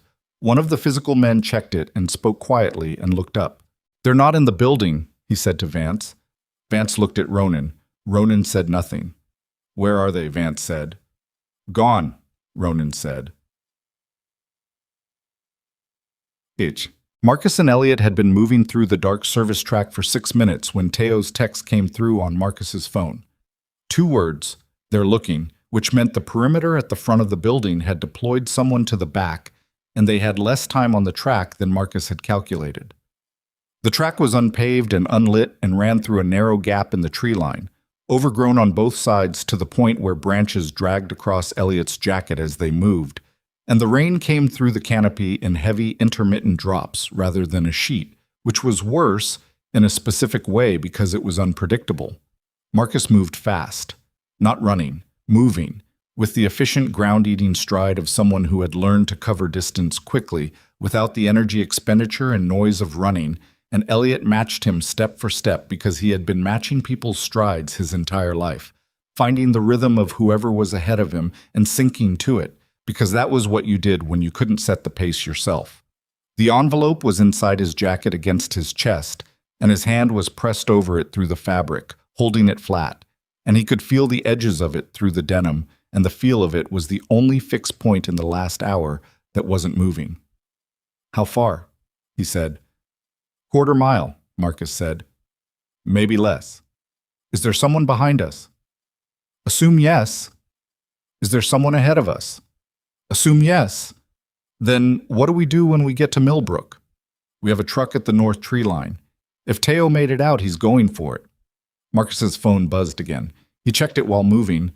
Elliot watched him process the message without breaking stride and said, "Teo's at the truck." "Good. He's not alone." Elliot processed this. How not alone? One of Crane's people followed him out. Marcus put the phone away. "Keep moving." They kept moving. The track curved left around a dense stand of pines and then opened slightly, and through the gap ahead Elliot could see the ambient glow of Millbrook Road. Not the road itself, just the lightening of the dark that meant a road was there. The difference between tree dark and the slightly less absolute dark of open space. 200 meters, maybe 150. And then behind them, not close but not distant either, the sound of footsteps on wet ground and the crackle of a radio signal, and Marcus stopped moving and held one fist up, and Elliot stopped immediately and stood perfectly still with his hand over the envelope and his heart in his throat. They stood in the dark and the rain and listened. The footsteps had stopped too. Whoever was behind them had heard them stop. Marcus turned his head very slowly and looked at Elliot in the dark, and Elliot could barely see his face, but could read the instruction in his posture. Stay. Elliot stayed. Marcus moved 3 steps to the right, into the densest section of the tree line, and crouched and was invisible. The footsteps started again, slower now. Careful. They came down the track and they passed 3 feet to Elliot's left, and the man who owned them was carrying a phone with its flashlight on, sweeping it across the track ahead of him. And Elliot stood in the shadow of a pine trunk and did not breathe, and the flashlight beam swept left and swept right and swept across the track 2 feet ahead of where Elliot was standing, and then swept back right, and then the man walked on. He hadn't seen Elliot. He hadn't seen Marcus. Elliot let his breath out. Marcus reappeared from the tree line, and they moved again, faster now, and the gap between them and Millbrook Road closed in 90 seconds of controlled movement through the dark. And when they broke out of the tree line onto the road shoulder, Teo's truck was there. Engine running, lights off, Teo behind the wheel with his jaw tight and a bruise developing under his left eye that Elliot hadn't seen in the dark, but could see now under the cab light when Marcus pulled the door open. "What happened?" Marcus said. "Conversation," Teo said. "Did you win?" "Enough." He looked at Elliot. "Get in." Elliot got in. They pulled onto Millbrook Road with the lights still off, running dark for a quarter mile before Teo switched them on, and the rain-wet road surface reflected the headlights back up at them in long, pale strips, and the heater came on and threw warmth across Elliot's wet jacket, and he sat in the back seat with his hand still over the envelope, through the denim, and felt the particular exhaustion that arrived after the body had been running on adrenaline for long enough that the adrenaline was starting to acknowledge its own limits. "Ronan," he said. "He can handle himself," Marcus said. "That's not what I asked." Marcus looked at him in the rear view. A long moment. "He's handled worse." Ronan was still standing on the apron when his phone buzzed. He didn't take it out. He kept his eyes on Gary Vance and the 4 men and the headlights. But the buzz meant Marcus, and Marcus buzzing meant movement, which meant out. "We're done here," Ronan said. "You're not going anywhere," Vance said. "You going to stop me?" Vance looked at the 4 men.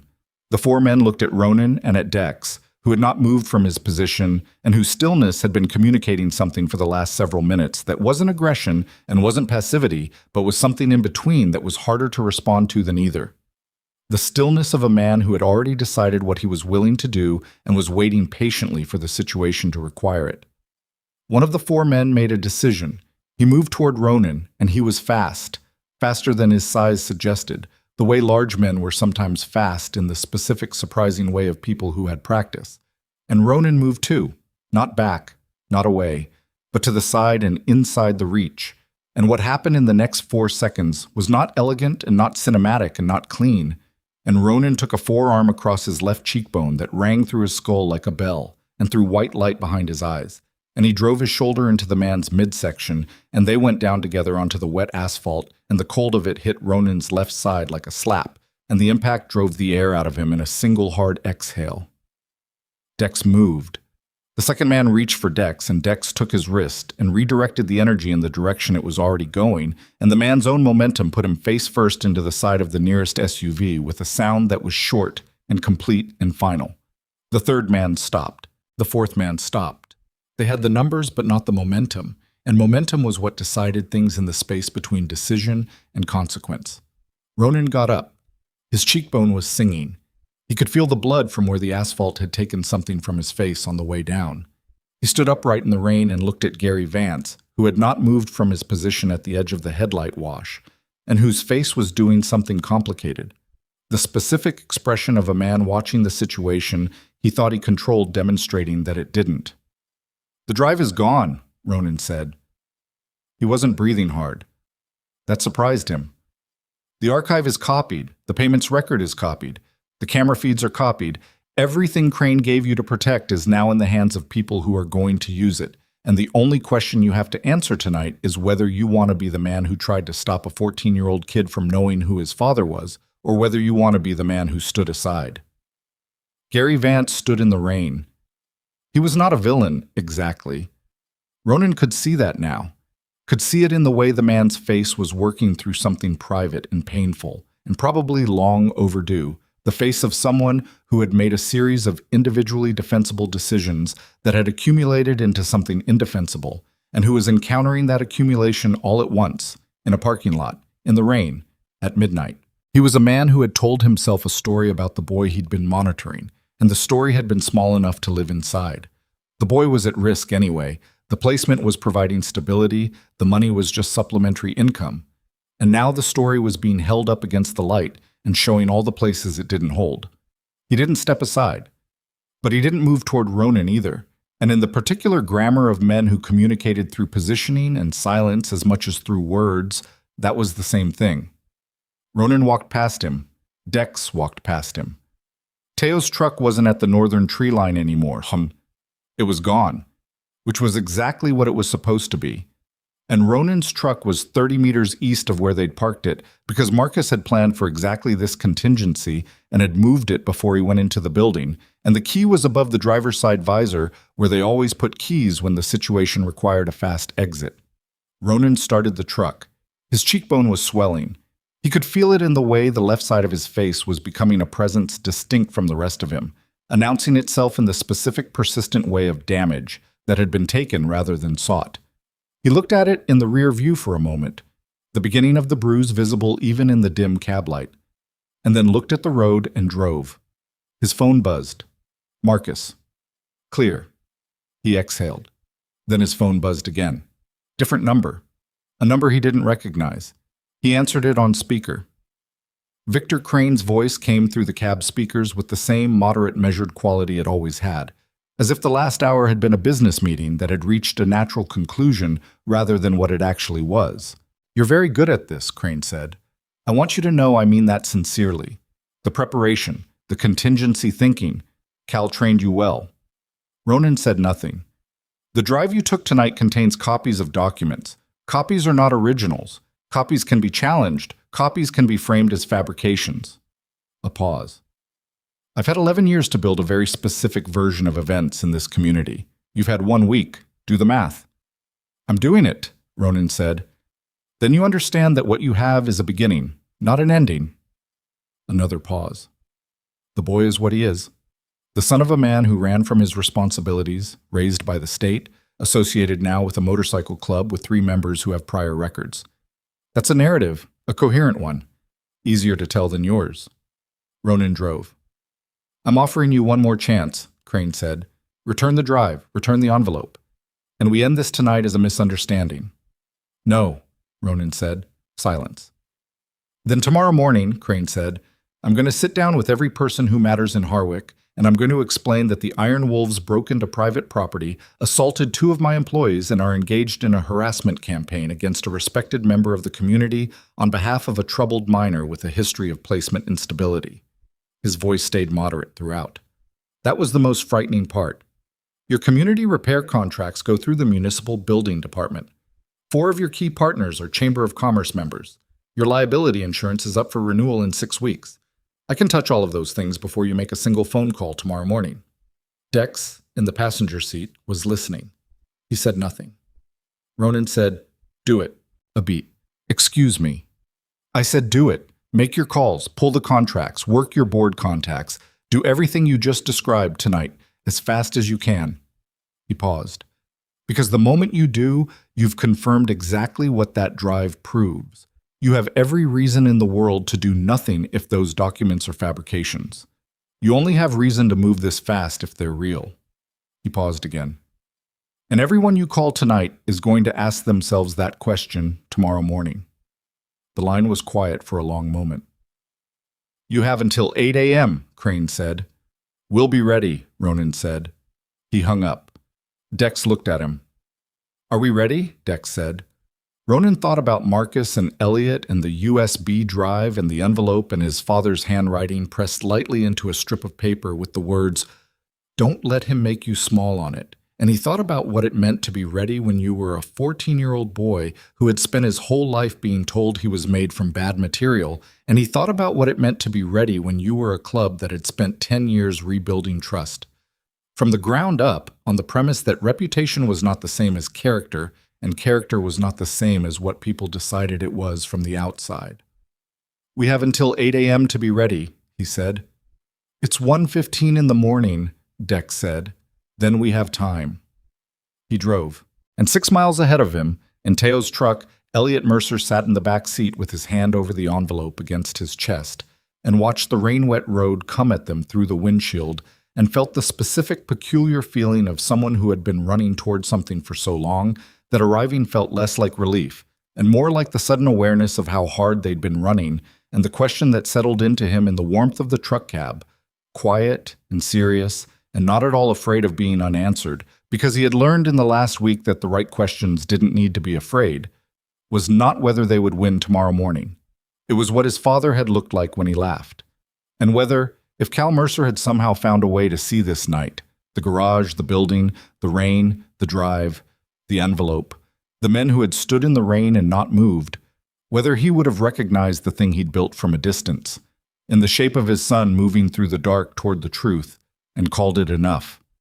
Elliot thought he would. He thought that was going to have to be enough. For now. He pressed his hand harder against the envelope and watched the road and waited for morning. They worked through the night, not frantically, with the specific sustained focus of people who understood that what they were building in the next 6 hours would either hold or it wouldn't, and that the difference between holding and not holding was in the details, and that the details required patience more than speed. Ronan's kitchen table became the command center. The USB drive's contents spread across 2 laptops. Garrett, who had been a paralegal for 11 years before his first wife died, and he found the club and found a different way to be useful in the world. Working through the financial documents with the systematic attention of someone who understood exactly what the documents needed to say and in what order they needed to say it. Elliot sat at the corner of the table and organized. He had always been good at organizing, at seeing the structure inside a collection of parts, understanding which pieces were load-bearing and which were decorative and which were damaged and needed replacement before the whole thing would work. He did it with engines. He did it now with 11 years of financial records, surveillance logs, payment confirmations, and a photocopied ledger that told a simple and devastating story once you knew what you were looking at. The camera feeds were the piece that made everything else coherent, not as evidence of wrongdoing on Crane's part alone. They could be argued as security infrastructure, as reasonable property monitoring, as a dozen other things that attorneys were paid to argue, but as a pattern, as the through line that connected Crane Capital to Gary Vance to Diane Solis, to a 14-year-old boy's placement history, in a way that no single document established alone, but that the aggregate made unmistakable. "The DA's office opens at 8, Garrett said. He didn't look up from the screen. "We want to be first through the door." "We're not going to the DA first," Ronan said. Garrett looked up. "We go to the DA and Crane's attorney files for injunctive relief before 9 a.m. on the grounds that the evidence was obtained through unauthorized entry of private property." "Which it was." He paused.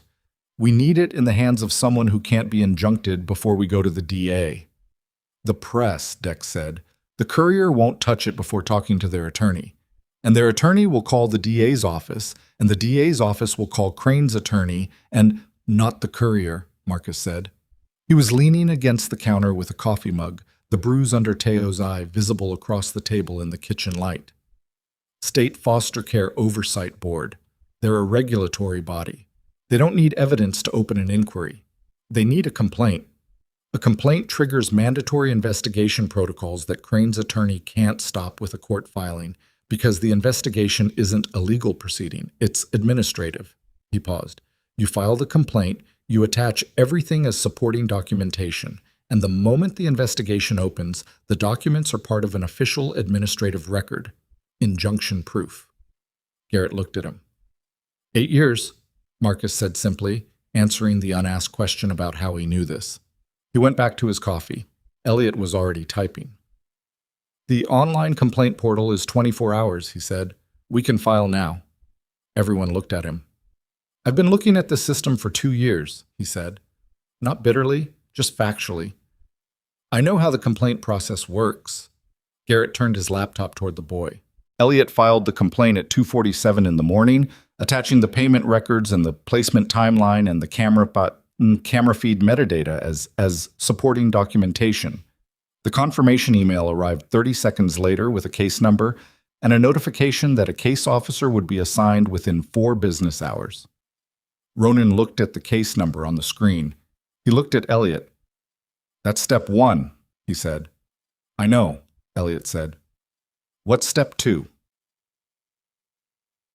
Step 2 turned out to be Garrett calling a woman named Patricia Oakes at 6:15 in the morning, waking her up, apologizing briefly and without apparent guilt for waking her up, and then explaining in the measured, precise language of someone who understood her professional obligations better than she expected a layperson to, that he had documentation of a systemic placement fraud case involving a minor currently in Harwick County's care, and that he believed she might want to be the attorney who heard about it before the state foster care board's case officer called her, rather than after. Patricia Oakes was the head of the county public defender's family division. She arrived at the garage at 7:40 a.m. with a travel mug and a laptop bag and the expression of someone who had been practicing law for 23 years and had learned to read the difference between people who thought they had something and people who did. She sat at Garrett's place at the kitchen table and she read for 45 minutes without speaking, and when she finished, she sat for a moment with both hands flat on the table and looked at nothing, and then she looked at Elliot. "How old are you?" she said. 14. "You filed the administrative complaint yourself?" "Yes." She looked at him for a long moment with an expression that Elliot didn't try to decode because he was too tired and it wasn't hostile, and that was enough for right now. "I'm going to need you to give me a formal statement," she said. "Everything. From when you found the map to right now. Chronological. Nothing left out." She opened her laptop. "Are you willing to do that?" "Yes," Elliot said. "It'll take a few hours." "I know." She looked at Ronan. "Is he safe here?" "Yes," Ronan said. "Vance's placement is legally suspended pending the administrative complaint," she said. "That's automatic once the case number was assigned. He can't compel the boy's return." She looked back at Elliot. "You're not going back to that house." Elliot said nothing. The thing that moved through him at those words was not relief exactly. It was more fundamental than relief. The way the loosening of a pressure you'd stopped noticing felt more disorienting than the original pressure had, because you didn't know how much of your posture had organized itself around it until it was gone. He sat very still and felt the shape of what she'd just said settle into him, and he did not respond because there was no response that was proportionate. He just nodded. And Patricia Oakes went back to her laptop and started a new document, and Garrett refilled everyone's coffee, and the kitchen smelled of coffee and the previous night's rain still on everyone's jackets hung by the door. And outside the garage windows, the October morning was coming in flat and gray and cold and entirely indifferent to what had happened in the last 8 hours. And Elliot thought that was probably right. The world didn't reorganize itself around what happened to you, and expecting it to was the thing that broke people who couldn't stop expecting it. You just had to reorganize yourself. He'd always been good at that. Victor Crane's attorney filed a motion at 9:12 a.m. Patricia Oakes had anticipated it. The motion requested an emergency injunction preventing the Iron Wolves from disseminating the documents obtained during the unauthorized entry of the Ashford facility, on the grounds that the documents were proprietary business records and that their distribution constituted misappropriation of confidential information. The motion was denied by 1040, not because the judge was unsympathetic to the property entry argument. She noted in her ruling that the entry was indeed unauthorized and that the question of liability for that entry remained open, but because the documents were already part of an official administrative record by virtue of the complaint filed at 2:47 a.m., and the court had no jurisdiction to suppress materials that were part of an active regulatory investigation. Crane's attorney filed a second motion at 11 a.m., this one directed at the foster care board, seeking to have the administrative complaint dismissed on procedural grounds. The board's legal office rejected it at noon. Patricia Oakes sent Ronan a text at 12:03 that said simply, "Hold." Ronan showed it to Elliot, who was sitting in the office off the main bay with a sandwich Teo had brought him that he had eaten half of and then forgotten about, and who was looking out the window at the parking lot the way he'd looked out that window on the first night, except that the thing he was looking for now was different from whatever he'd been looking for then. And when he saw the text, he read it twice and handed the phone back and said, "Okay." "You know what hold means," Ronan said. "It means it's working, but it's not done." "It means we did everything right and now it's out of our hands," Ronan said. "That's a different thing from losing." Elliot looked at him. "Is it working?" "Yes," Ronan said. "It's working." The call came at 2:17 in the afternoon. Patricia Oakes to Ronan, who took it in the office and stood at the window with his back to the door and listened for 4 minutes and said very little. When he hung up, he stood at the window for another moment looking at the parking lot and the gray sky above it, and then he turned around and Elliot was in the doorway, because he had been in the doorway for most of the phone call, and Ronan had known he was there and hadn't asked him to leave. "The State Attorney General's office has opened a parallel investigation," Ronan said. "Financial Crimes Division. The scope of the Crane Capital accounts in the documents triggered their threshold for mandatory review." He paused.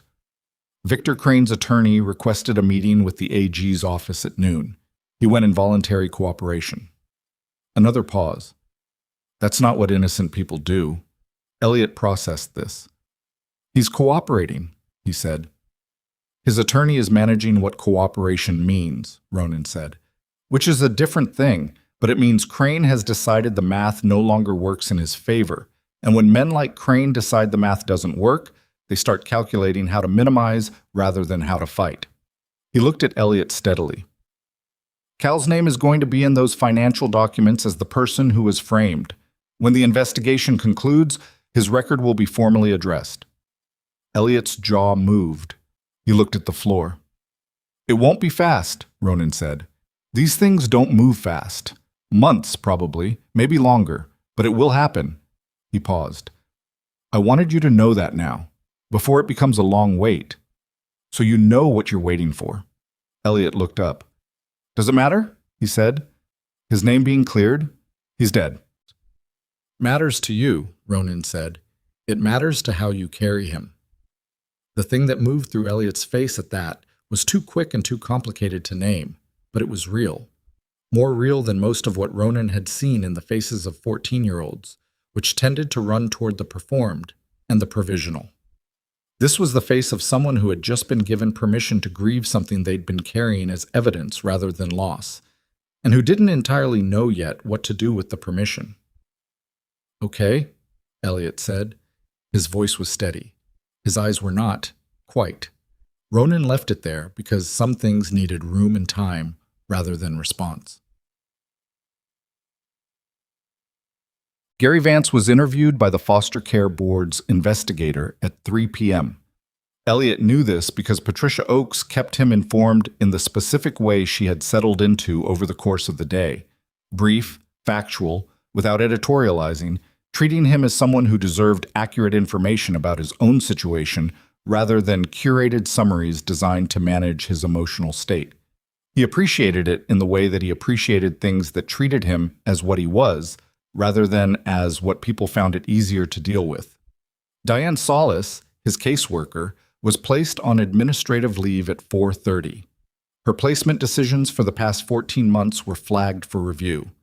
At 5 p.m., Patricia Oakes arrived back at the garage and sat down across from Elliot at the kitchen table and told him that emergency alternative placement had been arranged through a different county office, one that Patricia had personally vetted, and that he could move to it tomorrow morning.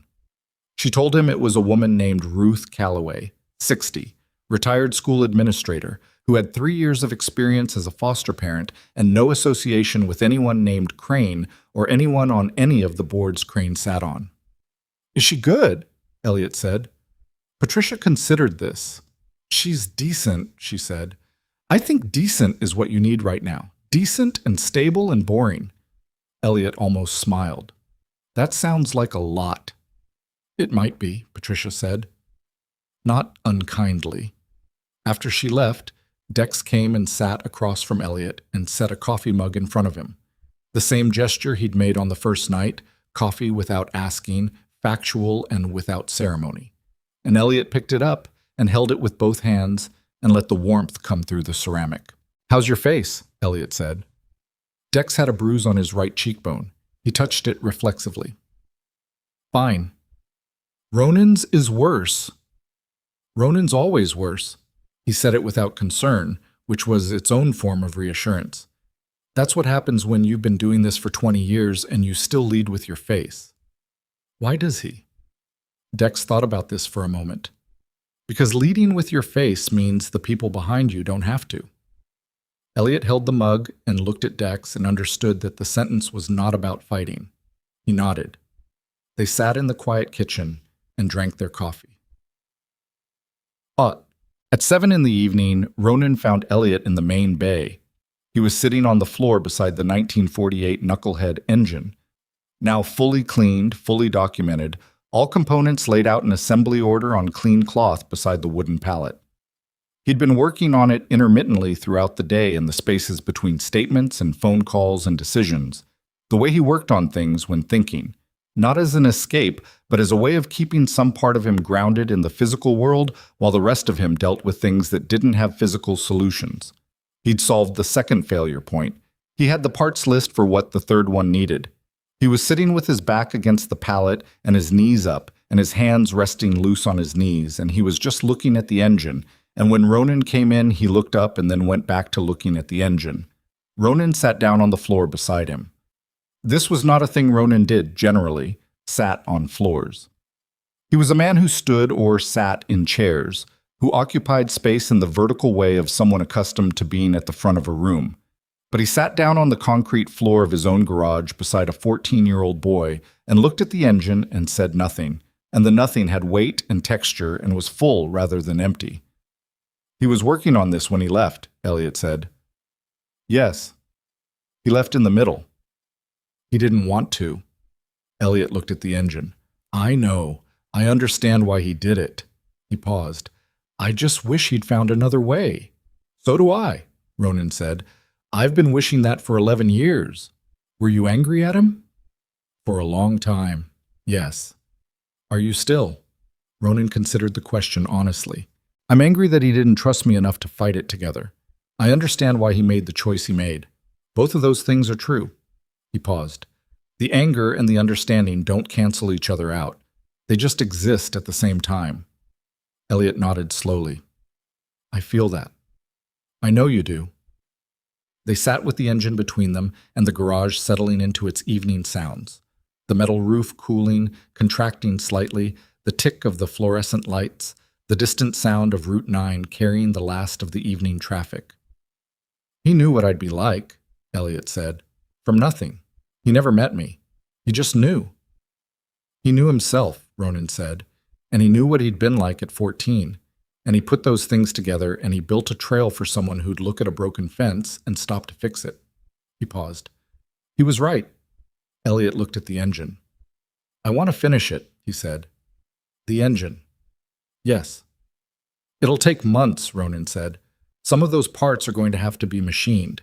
There's a guy in Roanoke who does knucklehead restoration work, and he's the only one in a 3-state radius who does it properly. I have time, Elliot said. Ronan looked at him. You're moving to Callaway's tomorrow. It's not far. 3 miles. I can take the bus. Or, Ronan said and stopped, and looked at the engine for a moment, and then looked at Elliot with the expression of a man who had been working toward a sentence for a while and had decided, at some point in the last several seconds, to say it plainly rather than sideways. Orteo can pick you up after school. On Tuesdays and Thursdays and whatever other days, work around your schedule. And you come here and you work on the engine and anything else that needs working on, and you get paid for it because you've earned it, and we figure out the rest as we go. Elliot was very still. That's not a charity offer, Ronan said.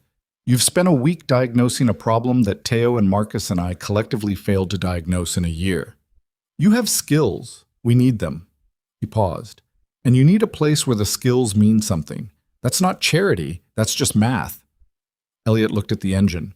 Teo leaves bruises on his hand from the way he holds the wrench, he said. His grip angle is wrong. If he keeps doing it that way, he's going to develop a nerve issue inside 2 years. Tell him that, Ronan said. He won't listen to a 14-year-old. Tell him anyway. He'll listen better than you think. Elliot almost smiled again. The almost smile was becoming slightly more complete.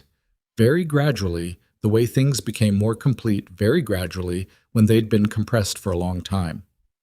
Okay, he said. Okay, Ronan said. They sat for another moment.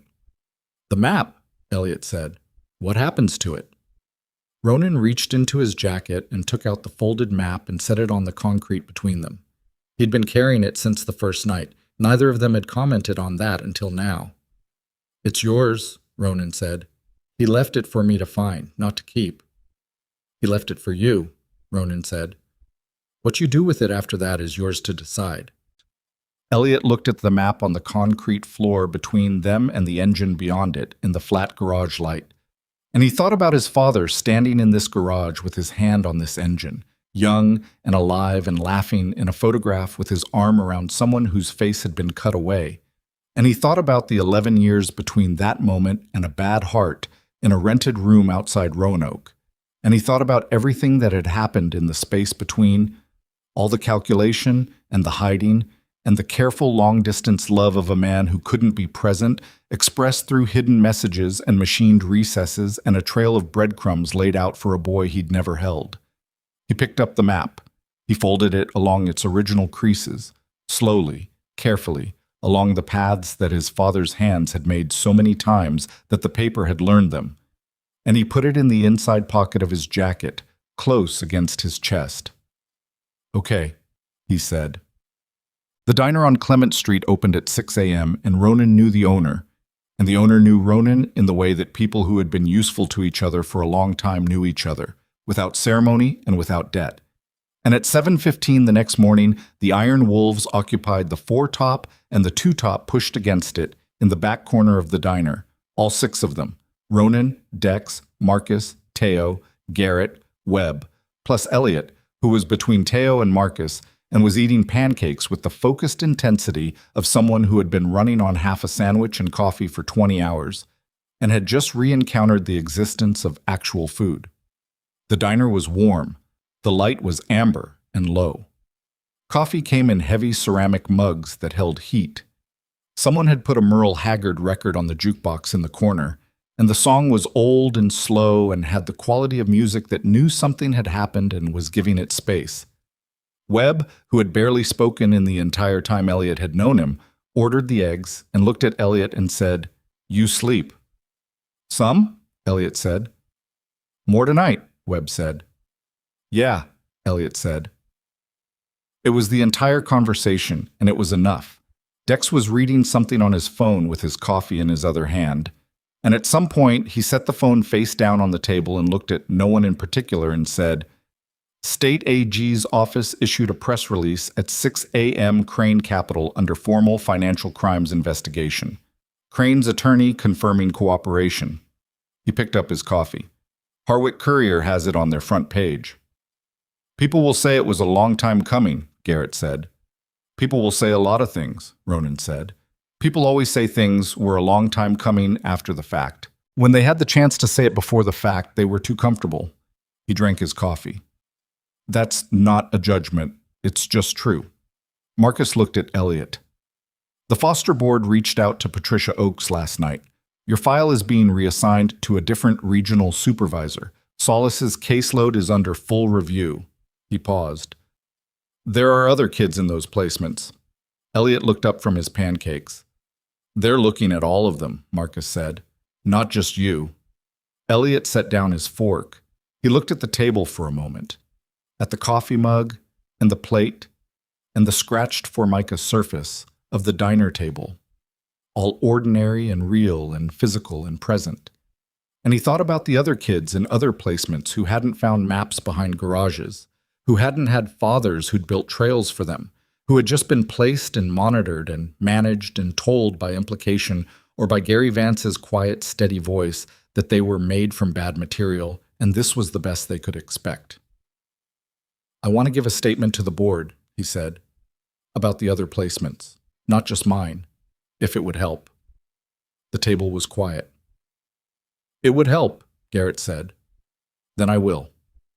Ronan looked at him across the table with the expression that wasn't quite anything with a name, that Elliot had been cataloging since the first night in the garage, and now, in the diner light with the Merle Haggard record, and the coffee and the bruise yellow-green on Ronan's cheekbone, and the early morning coming gray and cold through the windows, Elliot understood what the expression was.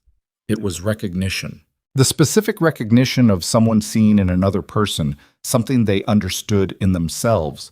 Not something soft or simple, but something that had been built through damage, that had survival in it and stubbornness, and the particular refusal of people who had been told they were insufficient and had decided at some point in their own private interior that the people telling them were wrong.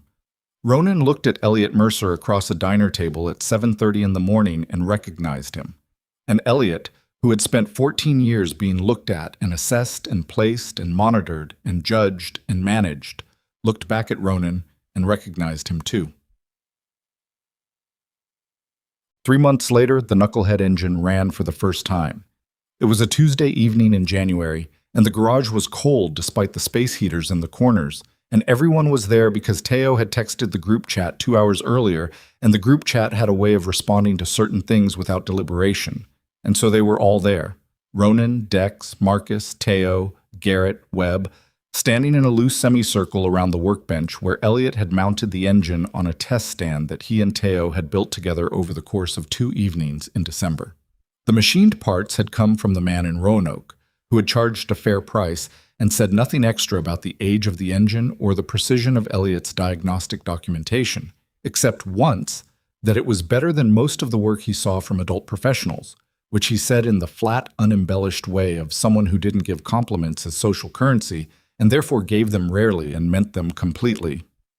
Elliot had replaced the head gaskets and the valve seals and one warped pushrod and the primary chain case seal and rejetted the carburetor and timed the ignition from scratch, using a procedure he'd worked out from 3 different manuals and Teo's direct instruction and his own reasoning about the specific heat distribution pattern he'd identified in the first week of disassembly.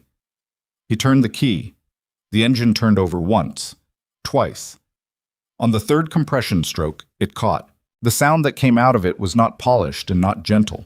It was the sound of 70-year-old American machinery finally being allowed to do what it was built for, deep and irregular and authoritative, settling into its idle in the particular rhythmic way of big displacement engines that was less like a machine operating and more like something breathing. It shook the workbench slightly. It threw vibration through the floor that Elliot felt in his boots and his kneecaps and the base of his sternum. He stood and listened to it run. Nobody said anything. After a full minute, Dex said, "Listen to that." That was all he said. Teo put his hand briefly on the top of Elliot's head. Not a ruffle, not patronizing, just a contact, brief and solid, and went back to his workstation. Ronan stood at the edge of the group with his coffee and looked at the engine and then at the boy standing in front of it, and the expression on his face was the one that Elliot still didn't have a word for, except that it was the same one he'd seen across the diner table in January morning light, and that it meant something he was going to keep figuring out over time. Garrett put something on the table beside the engine, small, rectangular. A wooden frame about the size of a piece of notebook paper, and inside the frame was the map, Cal's map, the original, with its blue ink roots and its cramped margin notes and the wolf's head symbol in the lower right corner and the near-invisible final notation that had changed everything. "Ronan made it last week," Garrett said. "He was going to wait until the engine ran to give it to you, so here." Elliot looked at the framed map. He looked at Ronan. "It was always yours," Ronan said. "Now it's on a wall where it belongs." Elliot picked it up. He held it in both hands and looked at it for a long moment, at the roots and the coordinates, and his father's handwriting moving across the paper in that particular way, precise and urgent and full of everything a man hadn't been able to say out loud. And then he walked to the wall beside the workbench, the wall where he'd been working for 3 months, and he hung it there on the nail that Ronan had put in without saying he'd put it in. He stepped back. He looked at the map on the wall beside the running engine. He thought about his father, standing in this garage, young and laughing, with his hand on this same engine. He thought about the 11 years and the hiding and the note. "I'm sorry I wasn't there. You fixed things without me. I knew you would." That was always going to be enough. He thought about the word enough, and what it meant, and whether it was. He thought it was. He didn't think it stopped being sad, but he thought it was enough. The engine ran. The map was on the wall. The garage was warm and loud and smelled of coffee and oil and the particular smell of old steel being allowed to work again. And 6 men who carried their damage visibly and without apology were doing the things they did in the evenings in the garage, and Elliot Mercer was among them, and the cold January night pressed against the metal walls from outside, and the space heaters pushed back, and that was all it needed to be. That was enough. Mo. Ruth Calloway made oatmeal on Tuesday mornings. Elliot had not grown up in a house where oatmeal was made, or where mornings had a particular consistent shape, and the first Tuesday at Calloway's house, when the smell of it had come under the bedroom door while it was still dark outside, he had lain in the bed that was his, not assigned to him. His, Ruth had said without ceremony, meaning she'd put sheets she'd chosen in a color she thought he'd like on a bed she'd put in a room she'd set aside. And he had stared at the ceiling and felt the strangeness of a house that had a morning sound and a morning smell, and didn't require him to be on alert for the shift in the atmospheric pressure that meant someone's mood had changed and the rules had changed with it. It took 3 weeks before he stopped waking up at 5 a.m. listening for it. It took 6 weeks before he stopped cataloging exits. It was still happening, the administrative and legal processes. Slowly, the way Patricia Oakes had warned him, with delays and filings and hearings that were scheduled and rescheduled, with Crane's attorneys doing what Crane's attorneys were paid to do, which was extend and complicate and make the road to accountability as long and expensive as possible. Victor Crane had not been arrested. He had not been charged yet. The investigation was proceeding, and Patricia said it would proceed, and Elliot believed her. And on the days when he found it hard to believe her, Ronan said the same thing in fewer words, and Elliot believed that too. Diane Solis had resigned from the county foster care office in November. Gary Vance's foster license had been suspended pending the investigation. These were not satisfying endings. They were not the clean resolution of stories that resolved cleanly. They were just the world rearranging itself in the direction of accuracy, slowly, in the way it did when enough pressure was applied in the right place by the right people at the right time, and Elliot had learned to accept the pace of it because the alternative was letting the pace of it determine how he felt every morning, and he'd decided that was too much of himself to give to a process he could not control. He controlled the things he could control. He worked on Tuesday and Thursday evenings at the garage. He was paid $11 an hour, which Ronan said was apprentice rate, and which Elliot did not argue about because the money was real and went into a savings account that Patricia had helped him open. And real money in a real account felt like the most concrete form of future he had ever personally held. He stayed on the honor roll. He entered a regional technical skills competition in December in the automotive diagnostic category and placed second. And when Ronan found out, from Teo, who had found out from Elliot's school counselor, who had called the garage because she'd listed it as a contact number, Ronan drove to Calloway's house and knocked on the door and waited in the cold for Elliot to come downstairs and said, "Second place." "Yes," Elliot said. "What did the first place kid have that you didn't?" Elliot thought about it honestly. 6 more months of practice. "Then you know what you're doing this spring." Elliot almost smiled completely. He was getting closer. "Yes," he said. Ronan drove away. That was the whole visit. It was enough. In late February, on a Thursday evening after the garage had gone quiet, and most of the others had gone home, and it was just Elliot and Ronan in the main bay, a car pulled up outside and sat for a moment, and then a teenager got out. 16, maybe 17, too large jacket, backpack with a broken zipper held shut with a binder clip. Standing at the gate in the cold with his hands in his pockets and his chin slightly down and his eyes moving over the building with the particular calculation of someone deciding whether a place was safe. Elliot saw him from the bay window. He looked at Ronan. Ronan was looking at the boy outside, and then he looked at Elliot, and something passed between them, something that didn't require conversation, that was made of 3 months and a map and an engine, and everything that had happened between the first knock on the back door and right now. Elliot put down the wrench he was holding. He walked to the front of the garage and opened the side door and stepped out into the cold evening, and the teenager at the gate looked up at him, looked at a 15-year-old boy in a garage jacket with engine grease on his hands and a look in his eyes that was not soft and was not hard, but was something in between that was harder to dismiss than either, and waited. "You looking for something?" Elliot said. The teenager's hands went deeper in his pockets. "Someone said this place fixes things." He paused. "Not just bikes." Elliot looked at him. He thought about a folded map behind a broken fence. He thought about the weight of an envelope against his chest in the cold dark of an industrial building.